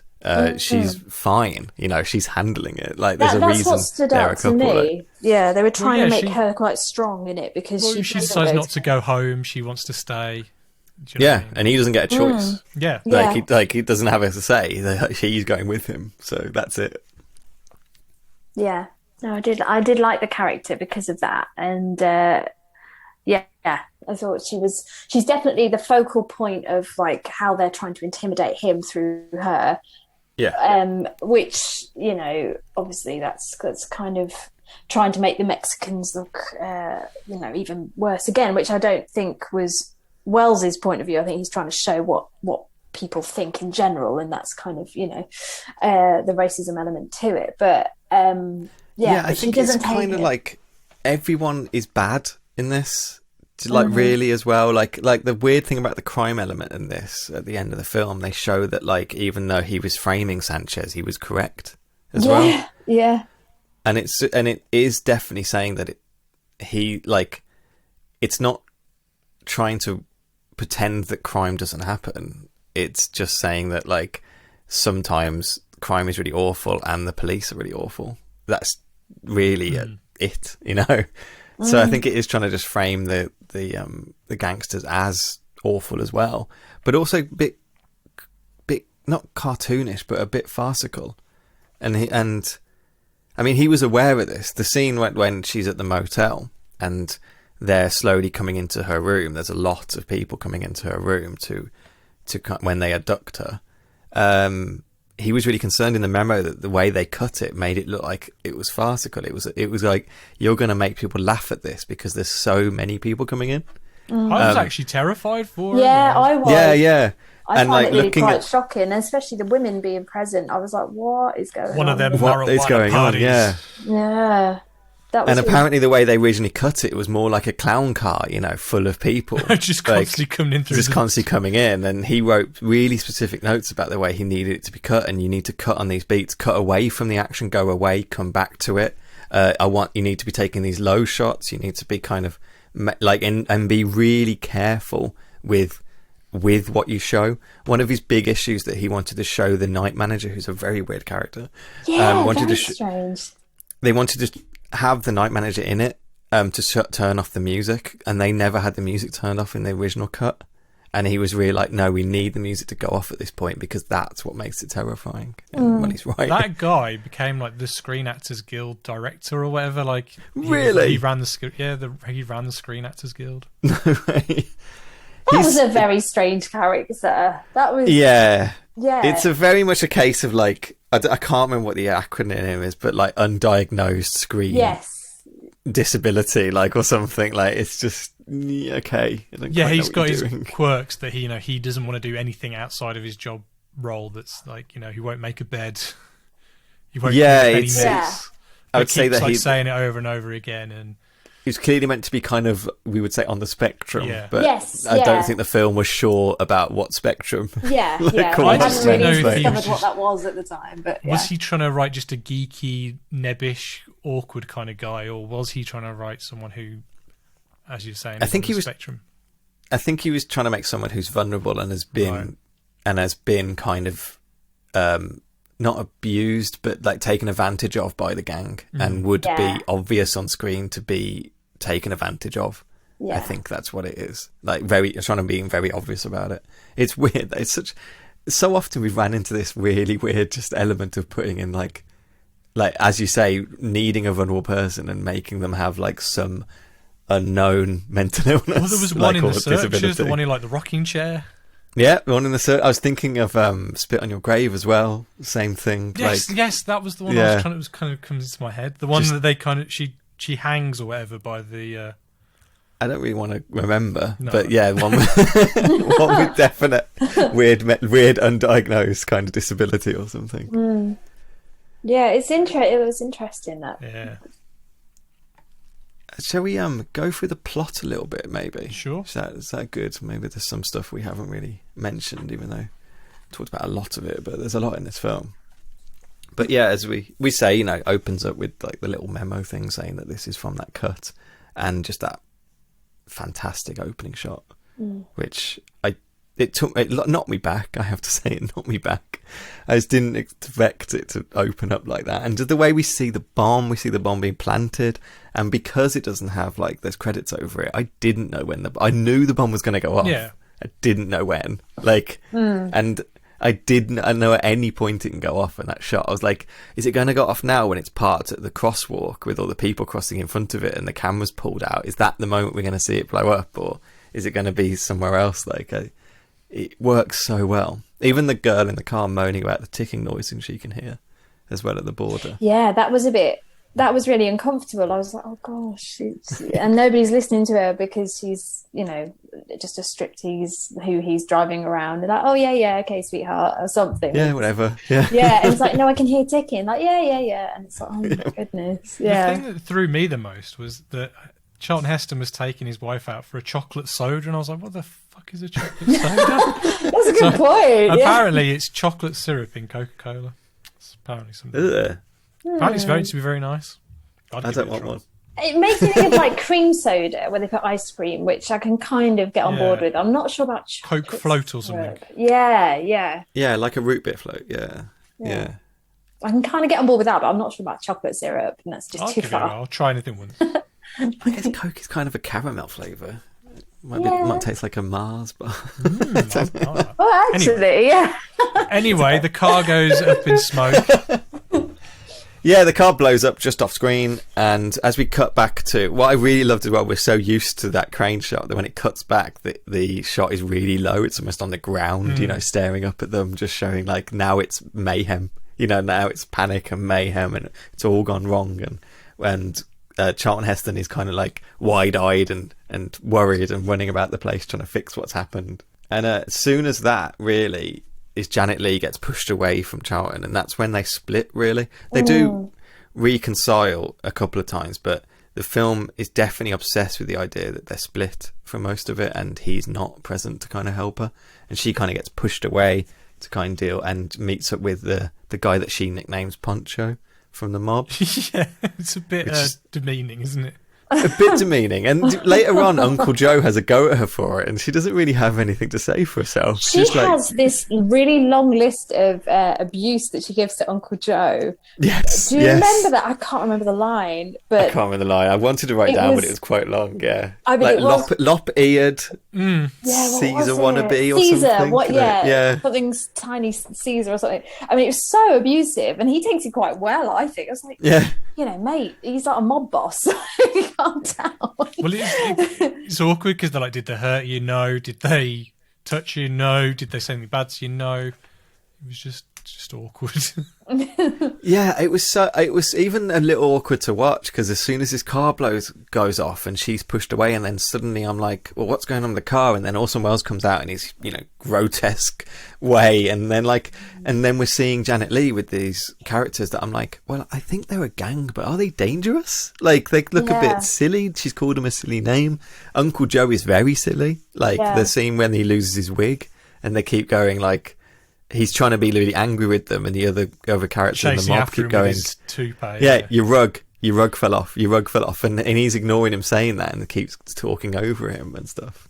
It's I think by calling him uncle as well, kind of like kind of like, I don't know, like makes it a bit softer, a little less threatening. Yeah. But it's and like you kind of realise that he's not the mob boss anyway. It's his brother, and it's his brother who's going up in Mexico City for court, and it's going to be Charlton Heston who's going to testify against him, and they're trying to intimidate Charlton Heston, not kill him. But I don't think they're trying to kill him, because when they chucks acid at him, Uncle Joe gets really mad. That's what I mean. Yeah, so the other side of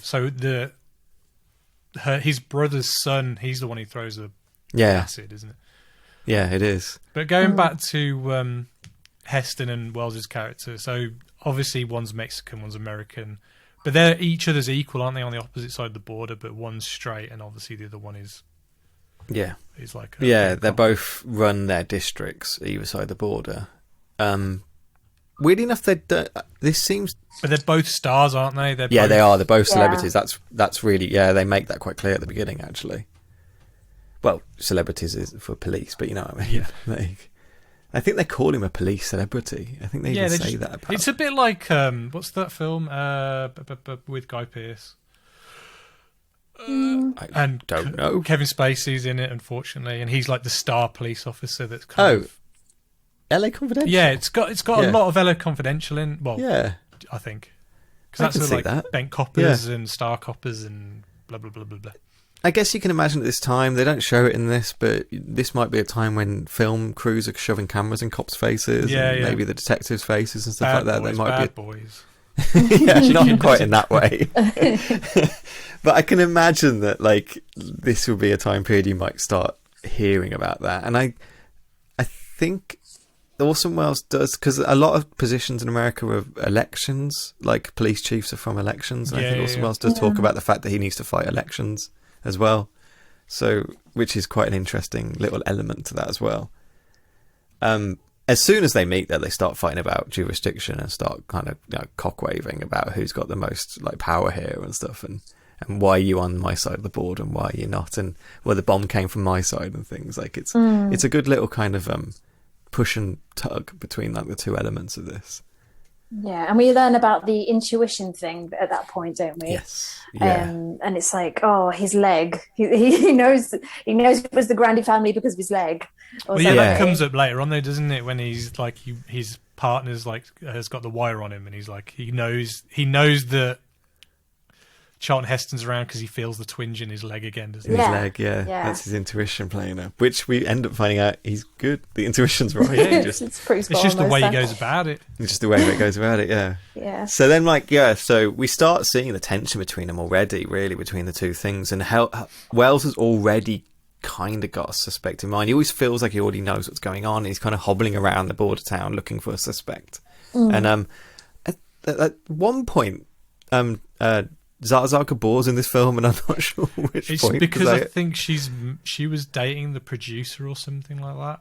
Isn't she in the sort of dancing club, the striptease club? She's the one chatting by the stairs, I think. By the stairs, that they took she's very blonde, and she's at the bottom of the stairs, and they talk to her for a little bit. I think so.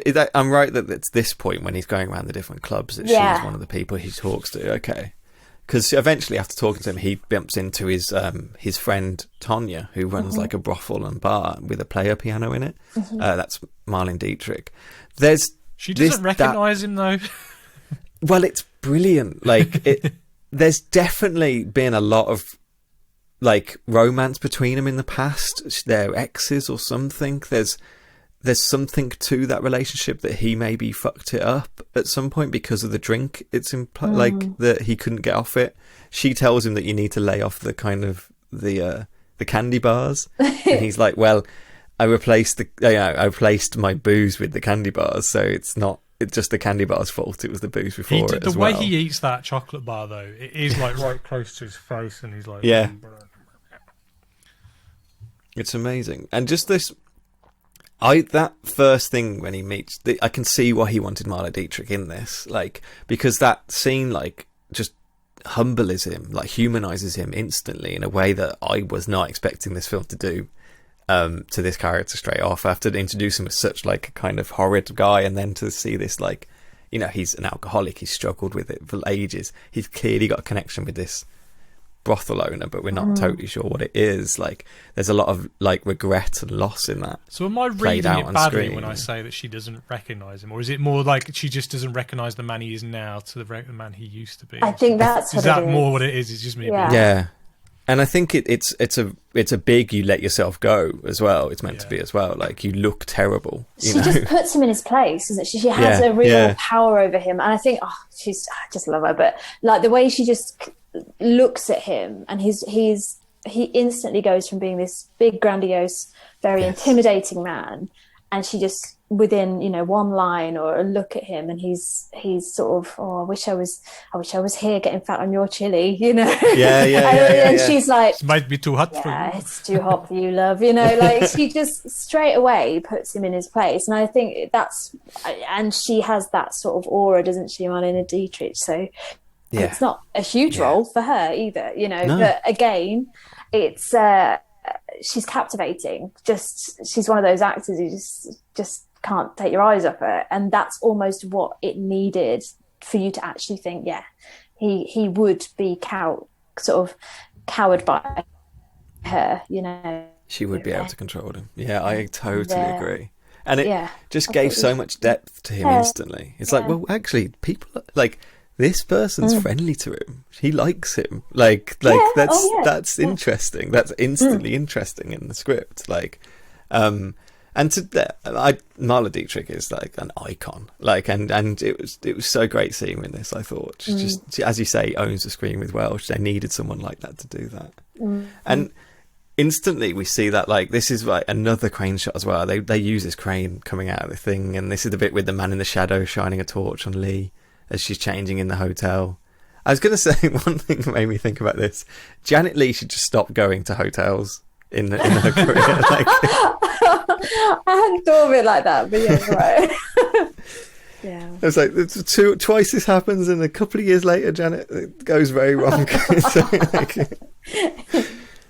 and yeah, so she unscrews the light bulb, chucks it at him. He comes back, and we get this great sign. This is the bit where the Mexican boss is like, his wig's fallen off, and his brother keeps yelling at him, and they're running through the streets, and meanwhile Quinlan has like a lead about dynamite. He gets obsessed with like where the dynamite comes from.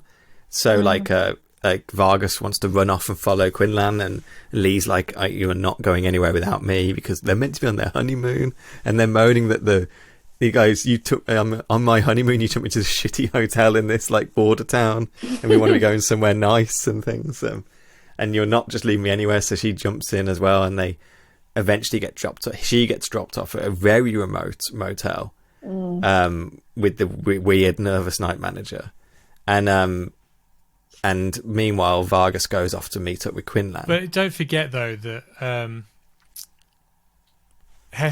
he's driving her to the hotel originally, and then he's then like halfway there he's met with Orson Welles and his crew, and they're like, come with us, my partner will take you to the hotel. He takes the hotel, but he's being followed, isn't he, by Uncle Joe? Because he still thinks it's Charlton Heston, doesn't he? So he's but then his partner like collars him. Weirdly enough, they had in the re-edit, they had Charlton Heston take her to the hotel, and they inserted and reshot scenes with them, like a bit of kind of I don't know what the shot was, but they described it as like a love scene. It wasn't obviously sex, but I think it was just like some intimate scene between them to show that they're kind of like a couple. And Wells really goes against this in the edit, in the fact that he's saying like, by putting this safe scene in before the hotel, kind of dilutes the fact that they should be separated, that they are both alone in their own places, and kind of dilutes the weirdness of the motel if he drives her there, basically. Which I thought was quite interesting, like change and stuff. But they were clearly worried that the film wasn't playing enough on them as a kind of romantic lead, whereas the poster's showing them as a romantic lead. Oh yeah, basically. Like the poster does not represent the film at all. Not at all. No. Yeah, when you see the poster, you're like, that's not what it's about. Like, no, genuinely. Like he's got her in the arms, like it's like Gone with the Wind or something. And then yeah, absolutely. The drawing with like Orson Welles in the background does not look like his character at all. No.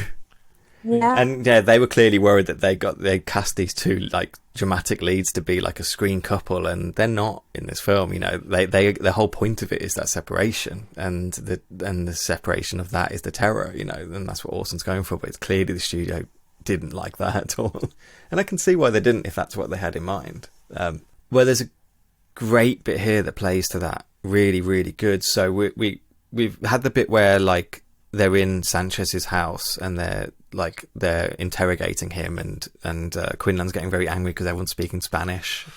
Like he yells at someone to translate, and the guy's like, he just told me like go get some water or something. I think it was like, and Vargas kind of storms out of that house and goes across the road to use a phone to call Janet. I can't remember her character's name. It doesn't get but call Janet Leigh. Susan. Thank you. Yeah. So, yeah. And in this scene, there's a blind woman who runs the shop, and so she gives him the phone and just sits there, and is constantly at the forefront of the screen when Vargas is talking. Yeah, that was interesting. And Universal cut that. They cut the blind woman from the shop basically. And to quote, I'll just quote. It's quite a long one, but I'll quote Wells again. He says, in the scene in the blind woman's shop, I note with distress that the shot of Vargas at the telephone has been blown up in such a way to eliminate the blind woman in the foreground. She is not there by accident. Her presence embarrasses Vargas and inhibits his phone call with Susan. This provides a weird, curious note of minor tension, which will be missed if we don't have it. Susan's in the strange motel speaking with a drowsy sexiness to her husband. In the even more strange shop of the blind, his discomfort at the quiet, oddly attentive figure of the blind woman, these elements are rather carefully balanced as a plan. It seems a shame to disrupt this simply because it struck someone that the woman sitting there in the edit was rather peculiar. It was meant to be peculiar. If the dialogue between Susan and Mike was more significant, if a vital plot point has been established, then of course the blind woman would be weird. But as this, it lends a special dimension to a scene, which on the face of it advances our story not at all, but must be perfectly routine. So what he's saying is basically, this is the last time they speak, and because the blind woman's there, Vargas doesn't talk to her properly. He dismisses her, he barely responds to her. She's being kind of little sexy, and she's being like quite loving. They're meant to be on their honeymoon, and he responds coldly. He responds just as this straight cop. He barely kind of talks to her, and we see it's not because he doesn't love her, it's because he's in a weird position, but she doesn't know that. So like, it's making her terror at being left alone at this motel more by having Vargas respond to her so weirdly. Yeah, I agree with that. Because at first I wasn't 100% sure of what the significance of her being blind was, but I think maybe it's suggesting that she's listening even more closely. Yes, more attentive than you think she would be. I think so. Yeah, and I think that's probably, he's probably aware of that, and then that embarrassment or whatever. So it's like, who knows who will say what on this, like, this little strip of this road. Do you know what I mean? This like street. Who's going to say what to whoever? And I think it's the fact that she, like, if she wasn't blind, she might have walked away. Yeah. But because she's blind, she just sits there, and it feels like someone listening into your conversation, really. And it makes him uncomfortable, and it makes you uncomfortable as well. Like, no, it does. Sorry, I was just thinking. There's isn't in that shot? Isn't the sergeant outside as well? Can't we see? I'm just trying. There was definitely a character outside, so it felt like there was somebody. You see the car returning. You see you see Orson Welles' partner returning. I think with Orson Welles' Charlton Heston's car, I think. Yeah. Yes, you see that it's the DA, isn't it? That's who it is. There's quite a few characters in this, but I think it's the DA who drives Lee to the motel, then comes back with Uncle Joe and takes Uncle Joe into the apartment as well. Yeah. And that's when Uncle Joe's like, like I was following it because I thought it was Vargas, and Vargas is testifying my brother, so I'm trying to make sure he's okay. You know, I'm following to make sure nothing trouble happens because I need him to testify, is what Uncle Joe's like pretending is going on. Before all this, though, back in the other house, like, Charlton Heston is like in the bathroom, isn't he? And he finds like a shoebox and it's empty. He knocks it off the shelf by accident, doesn't he? Yeah. And then when he comes back, empty, guess what's found in the shoebox? Yeah. And so he opens the shoe. Like, I love the way these things were shot. It's just totally on like the face of Vargas or the face of Quinlan. And you hear like the other cops in the house rummaging around and bringing stuff to them. And so they find Quinlan comes back into the room and says, "Look, I did a search, but my leg plays me up. I'm not very good at searching. Can you go search instead?" And that's to his partner, Menzies. Menzies, isn't it? Menzies. And he goes off and comes back with, there's a bunch of dynamite in this shoebox. And that point, that's kind of sparks Vargas' he knows there was no dynamite in that box. He goes, okay, this has been planted, but why has it been planted? And can we prove it's been planted by Quinlan? So that's when he kind of talks to the DA in the weird car chase thing, the weird kind of frantic car bit, about let's go to Quinlan's ranch and see what we can find there. And they find out that Quinlan has recently purchased a bunch of dynamite, and that's why he was so obsessed with the idea that this bomb was dynamite, even having no evidence of it, that it must have come from this quarry, it must have come when one of the workers were there who robbed it must be Sanchez, and he just put all this in his head together and then made the evidence fit what he thought was going on. And that's when we got the weird kind of, the story kind of breaks at this point, really. We're no longer investigating the bombing at all. That goes away at this point. Now we're investigating what Vargas is looking at Quinlan, and Quinlan trying to kind of frame Vargas as well, which is a big switch in the kind of stories happening. What is happening with Lee at this point is that it's escalating, this kind of gangs, these like kind of 1950s greasers, aren't they? All keep turning up to this motel. There's just one thing I want to point out, though. rockabilly. Sorry to interrupt. But you know, back in the house when they find the dynamite, Charlton Heston's Yeah. happy to light up a cigarette right next to the dynamite. I don't think that was a very good idea. I didn't notice that. Oh, that's so funny. I wonder if that shows his comfortability being around it and stuff. Maybe. As well. Yeah, so Quinlan, yeah, so all these people are turning up and at like the motel, and things are escalating there. Meanwhile, Quinlan, almost, you see him on the spot do it. He just develops a story about what's going on with Vargas. He goes, he's a drug addict. Him and his wife are drug addicts. They've all been going, like, doing loads of drugs, and that's why they're in that weird, shitty hotel in the border town as well. You will go find evidence that he's a drug addict, and meanwhile, Vargas has gone off to go and find evidence that Quinlan has been framing every single conviction that he's ever brought forward. So you get this kind of 3 different levels. Orson's kind of working with Uncle Joe. You get Lee at the apartment, at the motel, and you get like the records office with Vargas as well. So kind of really separating them all out. Which honestly, at this point, I didn't know where this was all going. I think at this point, you get the feeling though that Orson Welles' partner knows something's not right. He's kind of not at ease with. Like, you know. They run out of little bit excuses for him, don't they? Yeah. Yeah, and is this when he tells him the story about he took a bullet for me? At this point, and again, it's that kind of, look, he is a good guy. Look, he did this. It's that defensive sort of thing, because he's already starting to see, as you say, Ollie, like he's starting to see that something's not quite right with how he's behaving. And the pressures as well build up to him drinking again as well. He's sitting in that weird bar with Uncle Joe, and Joe pours him a whiskey, and he's drunk it. And then when he offers him another drink, Quinlan's like, I don't drink, and then realise that he's already off the wagon. After, I think it's like 12 years he didn't drink for. Yeah. I don't think it's that long. I think it's a lot less. But I can't remember. I got 12 written here, but it might be different. I thought it was only 3 or 4. It wasn't that long, I don't think. But anyway. But yeah, like he's back on the wagon, he's drinking, he's getting more and more desperate, and there's some great drunk acting by Orson at these points when they're all in the room accusing him, and he's absolutely wasted. And it reminds me of that champagne advert that I never get out of my head. If you haven't seen that, Natalie, I haven't. Okay. 102, take 2. The French champagne has always been celebrated for its excellence. There is a California champagne by Paul Masson, inspired by that same French excellence. It's fermented in the bottle, and like the best French champagne, it's vintage dated. So Paul Masson. Yeah, so the harassment of Lee kind of escalates to a point where, like, all the gang members storm into a room. It's not especially clear what happens here, and later on they do actually qualify that nothing happened, which is quite interesting. But they definitely leave it to you that it seems like it's going to be some sort of gang rape or something of her. It was quite they say shocking. spread her legs, don't they? Also, or they say grab her legs or spread her grab legs? her legs, I think's the line. Yeah. It's definitely meant to be quite frightening, isn't it? And I genuinely felt it. I was like, and then I thought, is this just my head going to a really dark place? But I did think it was like a rape thing, because one of the women said in the thing, said, I want to watch, and you think, well, there's got to be something to watch then. What's she going to watch?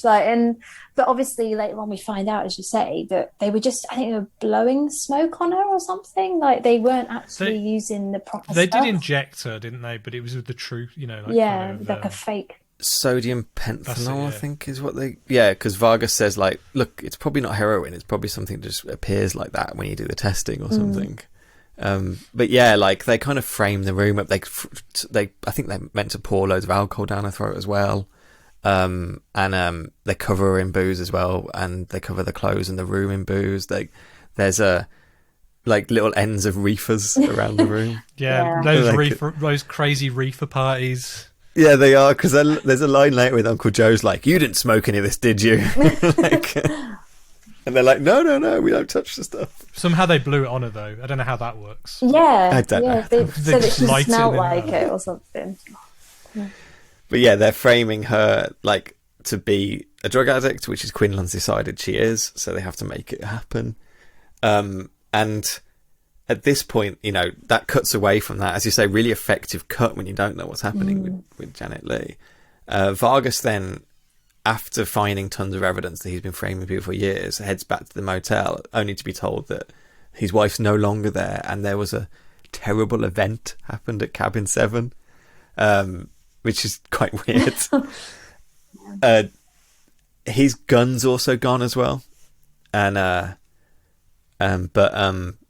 guy at the bar, the guy at the hotel, then tells Vargas that she's at Uncle Joe's bar back in town, so he races off there.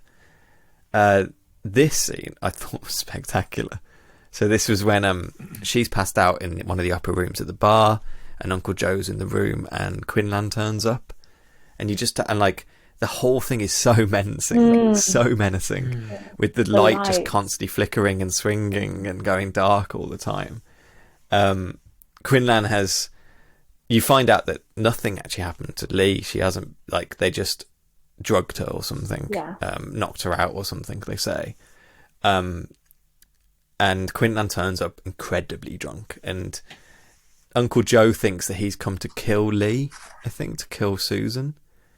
But instead, he kind of locks the door and kills Uncle Joe in a scene that's like full of so much like anger. He's like so huge. He's so big and domineering. He's like the Kingpin, you know, like from Marvel. Like just this huge guy in a suit, like chucking Uncle Joe around this room, like smashing his head through windows and eventually just strangling him with looked like a bit of her fabric or something, like a little bit of fabric or something, just twisting it and just strangling the life out of him. Bit of linen or something, wasn't it? Yeah. But I like the foreshadowing, because like earlier on he tells his partner, like, you know, the best way to kill someone is strangulation or whatever, because it leaves no fingerprints, no traces. Yeah, and he at this point turned into such like a terrifying figure in the film. He was suddenly so powerful, not just like in ego, but powerful physically.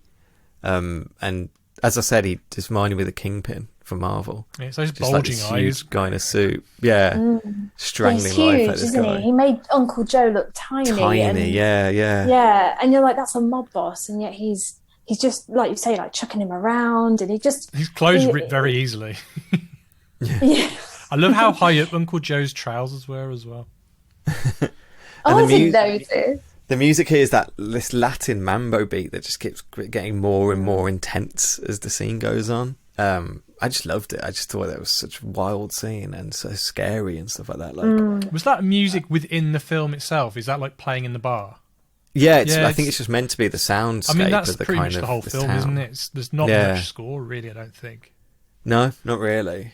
Not in that way, anyway. Like, it's all to do with the town and the city they're in, and the sound of all the bars and all the music and of Mexico and stuff. Like, and then like what I loved was to go from this scene where like you see like, you know, Janet Leigh wakes up and sees Uncle Joe's eyes bulging out of them. They look like they're painted on his eyelids, though.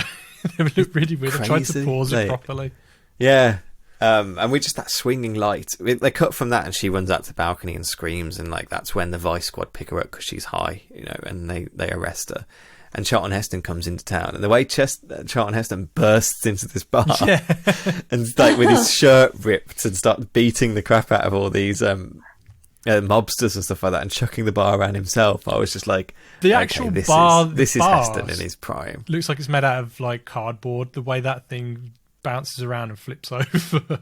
Yeah, just everything looks so solid and like such an ideal place. And as soon as Charlton Heston comes in, he can just break everything apart and chuck everything through. Like, and he picks somebody up and carries him with one hand for ages. I was like, goodness, this is someone jumps on his back combat. And then he somehow like throws them on the table in the same move. It's amazing.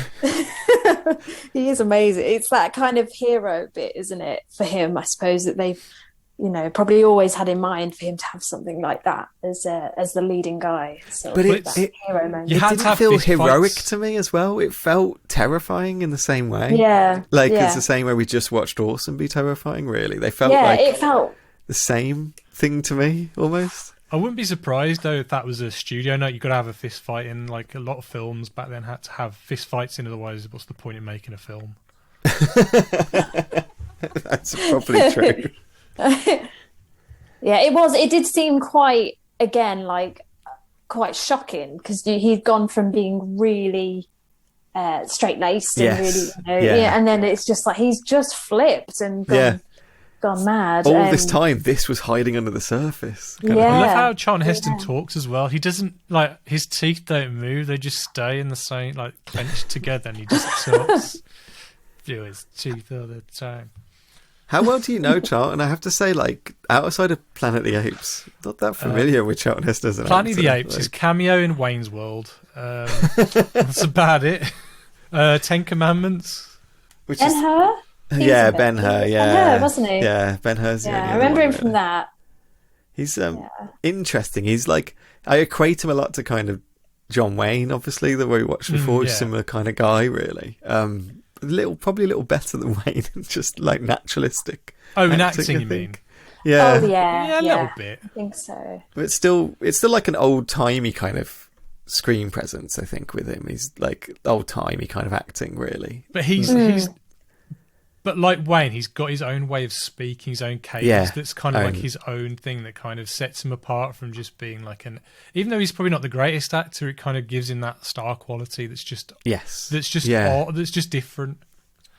And what was great about this film, and I think that's totally awesome, is that like the sound of all the dialogue was like a bit like theatre. I guess it was like radio because that's where it came from. As in, everyone's talking over each other, like lines kind of merge into each other, what they're saying. Like, there's no, like, it's not just stop-start with the dialogue. And he manages to get Heston into that flow as well, where it's like the soundscape of people talking all at once and not finishing sentences. Speaking Spanish, and then he's like in English, and then Charlton Heston's like trying to like speak for them and stuff like that. And then he's speaking Spanish, although I don't even know if he's speaking Spanish or just gibberish.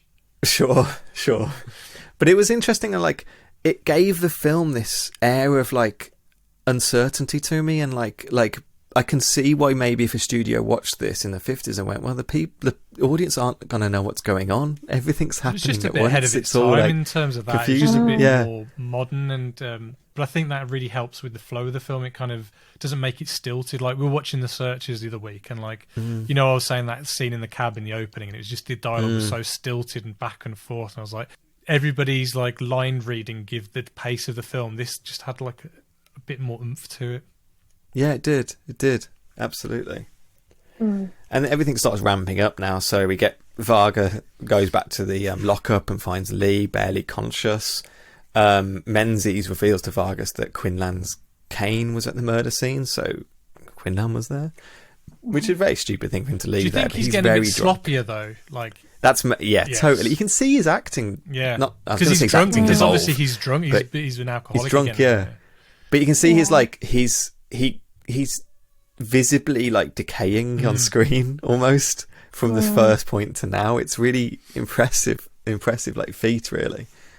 And Vargas is like, sorry, Quinlan's kind of lost all his composure.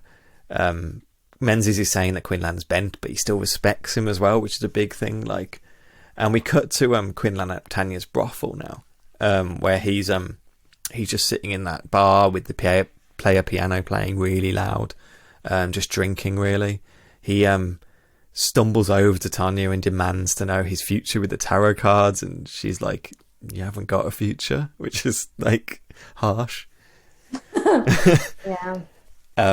And they want to kind of pull him outside to speak to him, to get him on tape, to admitting to all the kind of framing and stuff like that with this giant microphone and giant sound recording thing, which I just loved. I can't believe that's the way police used to work.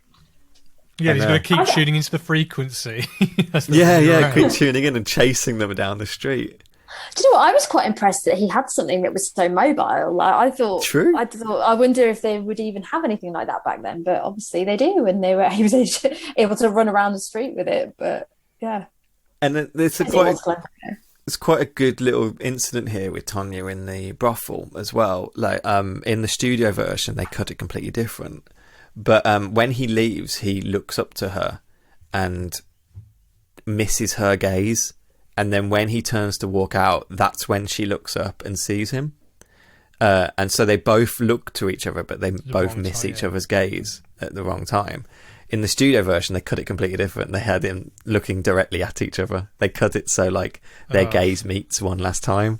And Orson was furious about this. Like, he's like, no, that's not the point. The point is like it's about loss of these two, not like if they look at each other, that's not gonna work. Like, and I love that as like that's such a minor edit, really, in the grand scheme of things, but so big to the film they're trying to tell. It's massive, and yeah, like, you know, the studios are just cutting it to the beats of what every other film does. That's not what this film is trying to be. Do you know what I mean? It's like trying to put a round object through a square hole. Do you know what I mean? It's kind of like it's trying to force something to be something it's not. Well, as you say, they had this. It was a police picture, you know. That's what it is, and that's what they expected. And what they got out of it was this quite modern noir, really, that I think was very modern for the 50s as well. Eventually, Menzies goes in. They get Quinlan out of the brothel, and they start walking through this kind of landscape with these oil fields and stuff like that, like and bridges and things.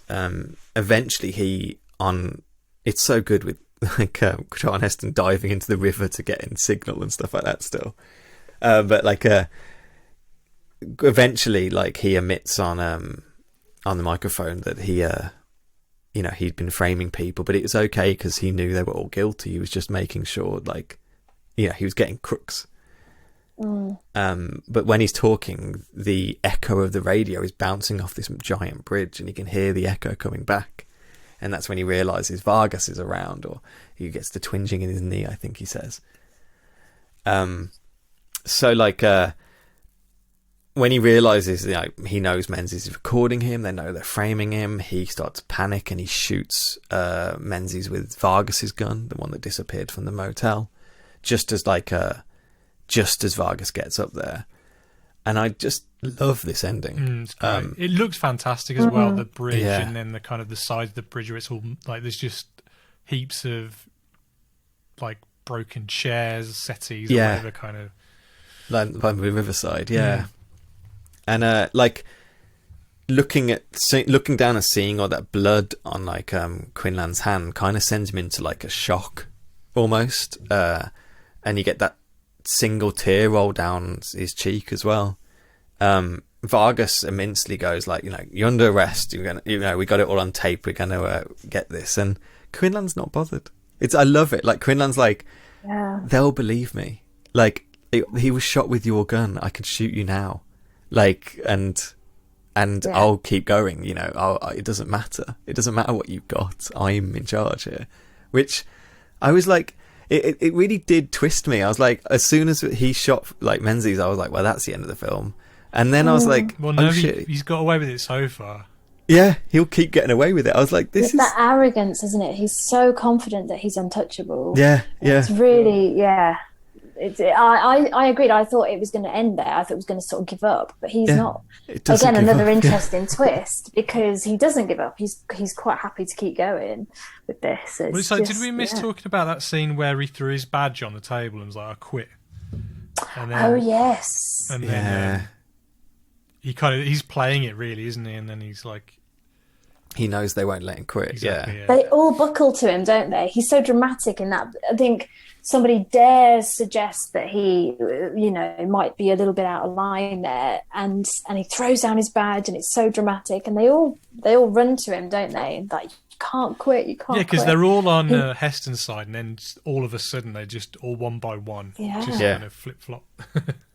And it's just after that as well, I don't think we mentioned it, he talks about his dead wife as well. Yeah. That's what he's saying about the strangling and like how she died. And that's like, I think that's where I got the 12 years from, maybe 12. That's when she died, and he's not been able to get past it. Like, that's obviously his obsession. The root of his racism as well, because he says it was an immigrant, and he says it was through strangling, and he knows who it was, but he can't prove it or something like that. and it just seems like this has corrupted him for the rest of his life. He'll never get over it.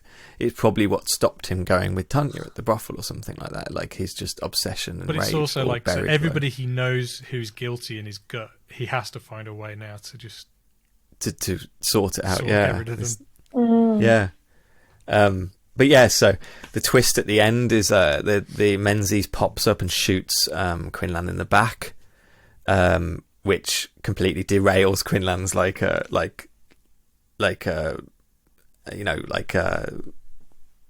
plan he was all putting together.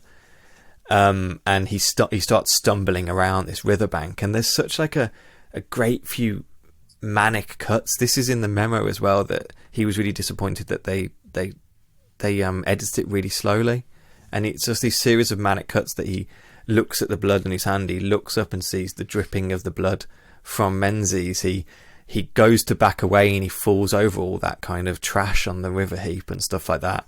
As he falls over, it's echoed by a click from the radio as well, and it cuts the radio really briefly, so it was like, that was awesome. Orson was saying that's like him saying that it was the radio that tripped him, basically. And he falls into the river and kind of starts bobbing away like dead.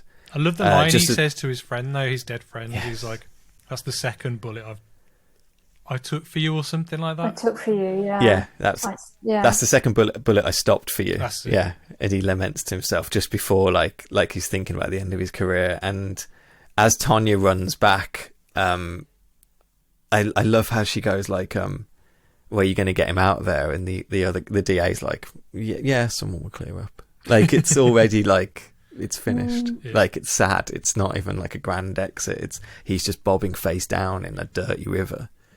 And I love Marlene Dietrich's final line. It's like, Hank was a great detective and a lonely cop. A lowly cop.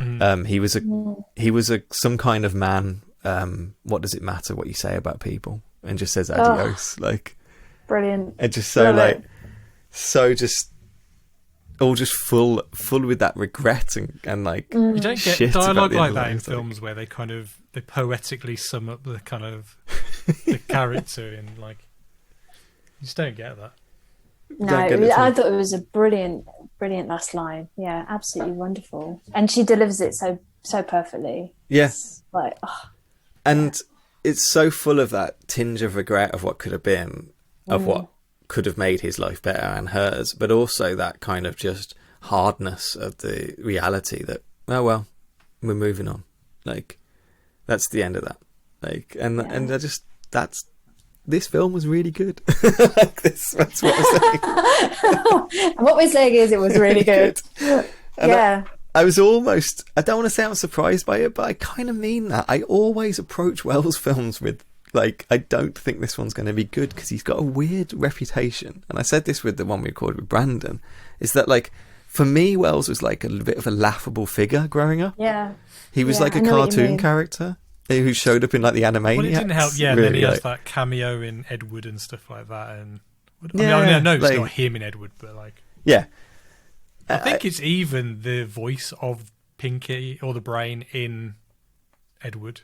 Edward, I think it is, yeah, because obviously Brain was based on him. Yeah, and it's like, that's kind of who I thought Wells was. And one of the things about this series, or at least actually the podcast we're doing, is every time I come back and look at Wells, we're like, God, this guy was really, really good. Like, really good. He did know what he was doing. Definitely. It's a bit of a genius, really, when you think, especially thinking of the time and the environment that he was in, you know, in Hollywood. And I know obviously he did a lot of work in Europe and he's Shakespearean and stuff like that. So he's got those influences, and I think that's where the character development probably comes from. But you just think he's so ahead of his time. And I still wish we got to see him in Dune. Do you remember he was meant to be in Jodorowsky's Dune? Oh, God, and like he demanded that he have a chef on site the whole time that they filmed, and it was the designs for his character looked insane. I just wish we could have seen that. And I think it was I can't remember where I read this. It's in my head, so I might get this a little bit wrong. It might be Roger Ebert who said it. Ebert. God, I always do that to him. Sorry, Roger. Egbert. That he basically, like, this is a surprisingly autobiographical film is the way he described it about Wells. And I think I said this earlier, but it's like there's a lot of Wells in this character, even though he's obviously blowing it up as like a monstrous character. There's a lot about him as a difficult person and a very rigid person in his own morals. Like he won't play by your game, and kind of maybe looking about the fact that his career has suffered for Hollywood because of that. Because he fights for every film, he fights for every edit. He doesn't get along with the kind of higher ups and stuff like that. That he's this like difficult figure to work with. You can see it coming out in his character in this. Possibly, it's something to think about. Yeah, but it's especially like, with it because he's the director. Every film is about the director essentially, really. Yeah, sure, yeah, and so, exactly. That's. Not every film's autobiographical, but every film, especially when you're dealing with a character like Orson Welles, though, and especially with a script that he took away and just completely rewrote. Like, this is not a Charlton Heston film; it's an Orson Welles film. He should be billed first. Really, that's the way the film plays out. That said, I hope the director of a Serbian film is not about it's not autobiographical or about him in any way. No one's ever connected those two before. But I guess any more thoughts, guys? Like what did you think? I've blabbled on a lot, I think. No, I just think it's great. And the only downside about this film, as we said, is Charlton Heston playing a Mexican. I mean, thankfully he doesn't do the accent, as we said earlier. And it's just the only miss spot. But I don't, at the time, that was just a given in film. So it's... And thankfully he doesn't play the character as a stereotype. No, he doesn't. He plays it quite just Charlton Heston. Yeah, so thankfully there's nothing aside from the face paint, there's nothing cringe about it. Well, I mean, it's cringe, but it's not. It could have been worse. Yeah, it could have been one. It could have been like Breakfast at Tiffany's, which is ruined. I mean, it'd be hard to do a main character in a film like this that was like that, but I know, but don't put it past the 50s.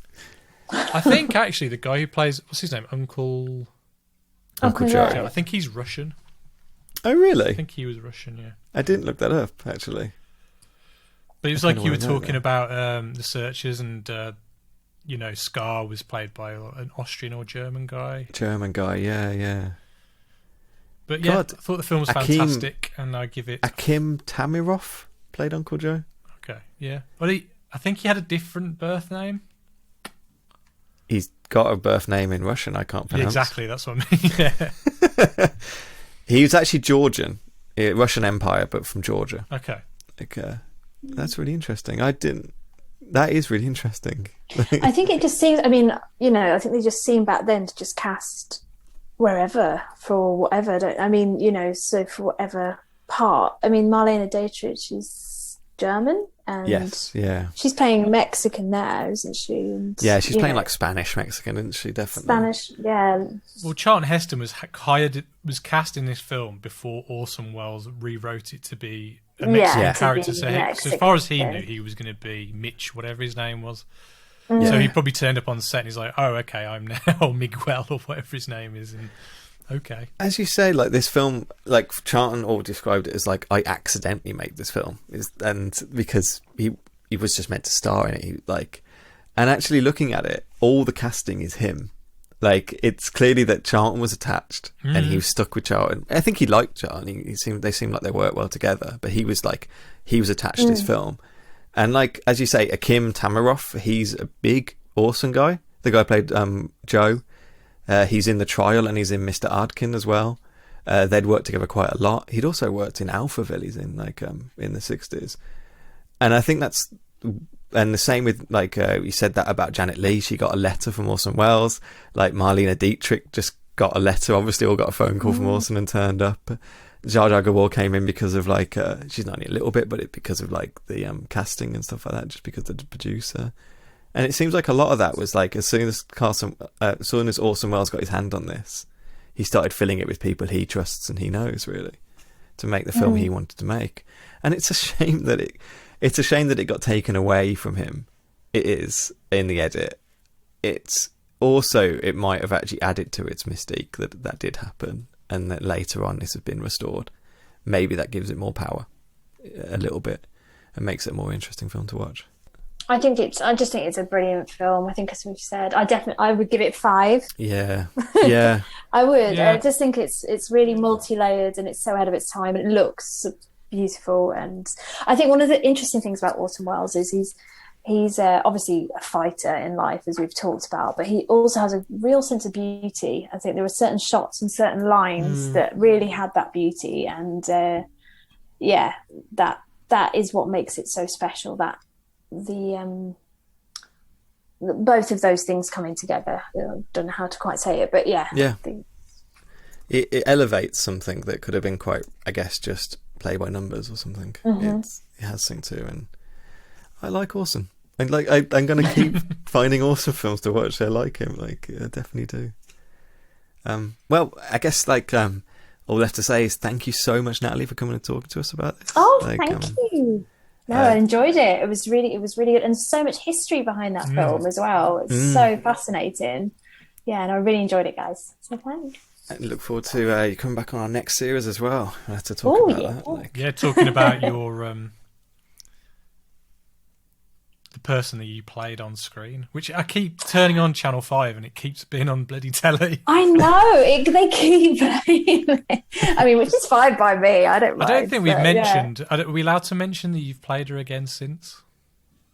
Yeah, I think so. Yeah, so yeah, I'm trying to think. Was I told not to? No, Natalie is in the Share Cinematic Universe now. two films. Yeah. Well, the second one was like it's Autopsy, which is a show in America, and it was about Sonny Bono, so it was about his life, and I was 1970s Cher again. So it was. Yeah, it's a very nice thing. Well, to be we'll able definitely to talk about that next time because we want to do a Cher film in the 80s. We'd love to have you back for that. So, yes, definitely. We can talk some Cher. That'd be wonderful. But next week, I'm going to ask Ollie, do you know what it is next week? Is it the 400 Blows? It is. Hey. Francois Truffaut, I believe you pronounced it. The 400 Blows, that rounds off our 1950s miniseries, the main miniseries, and that should be really interesting. We're talking about it's quite terrifying to me a little bit, where we're going French New Wave. Yeah, we got any guests next week, or is it just us? Yeah, we should be getting joined with Lorcan Mullen. Oh yeah, he's got his own podcast, hasn't he? He's got his own podcast, a bit of a film buff, stand-up comedian and writer and stuff like that. So should be really cool. Interesting, looking forward to that.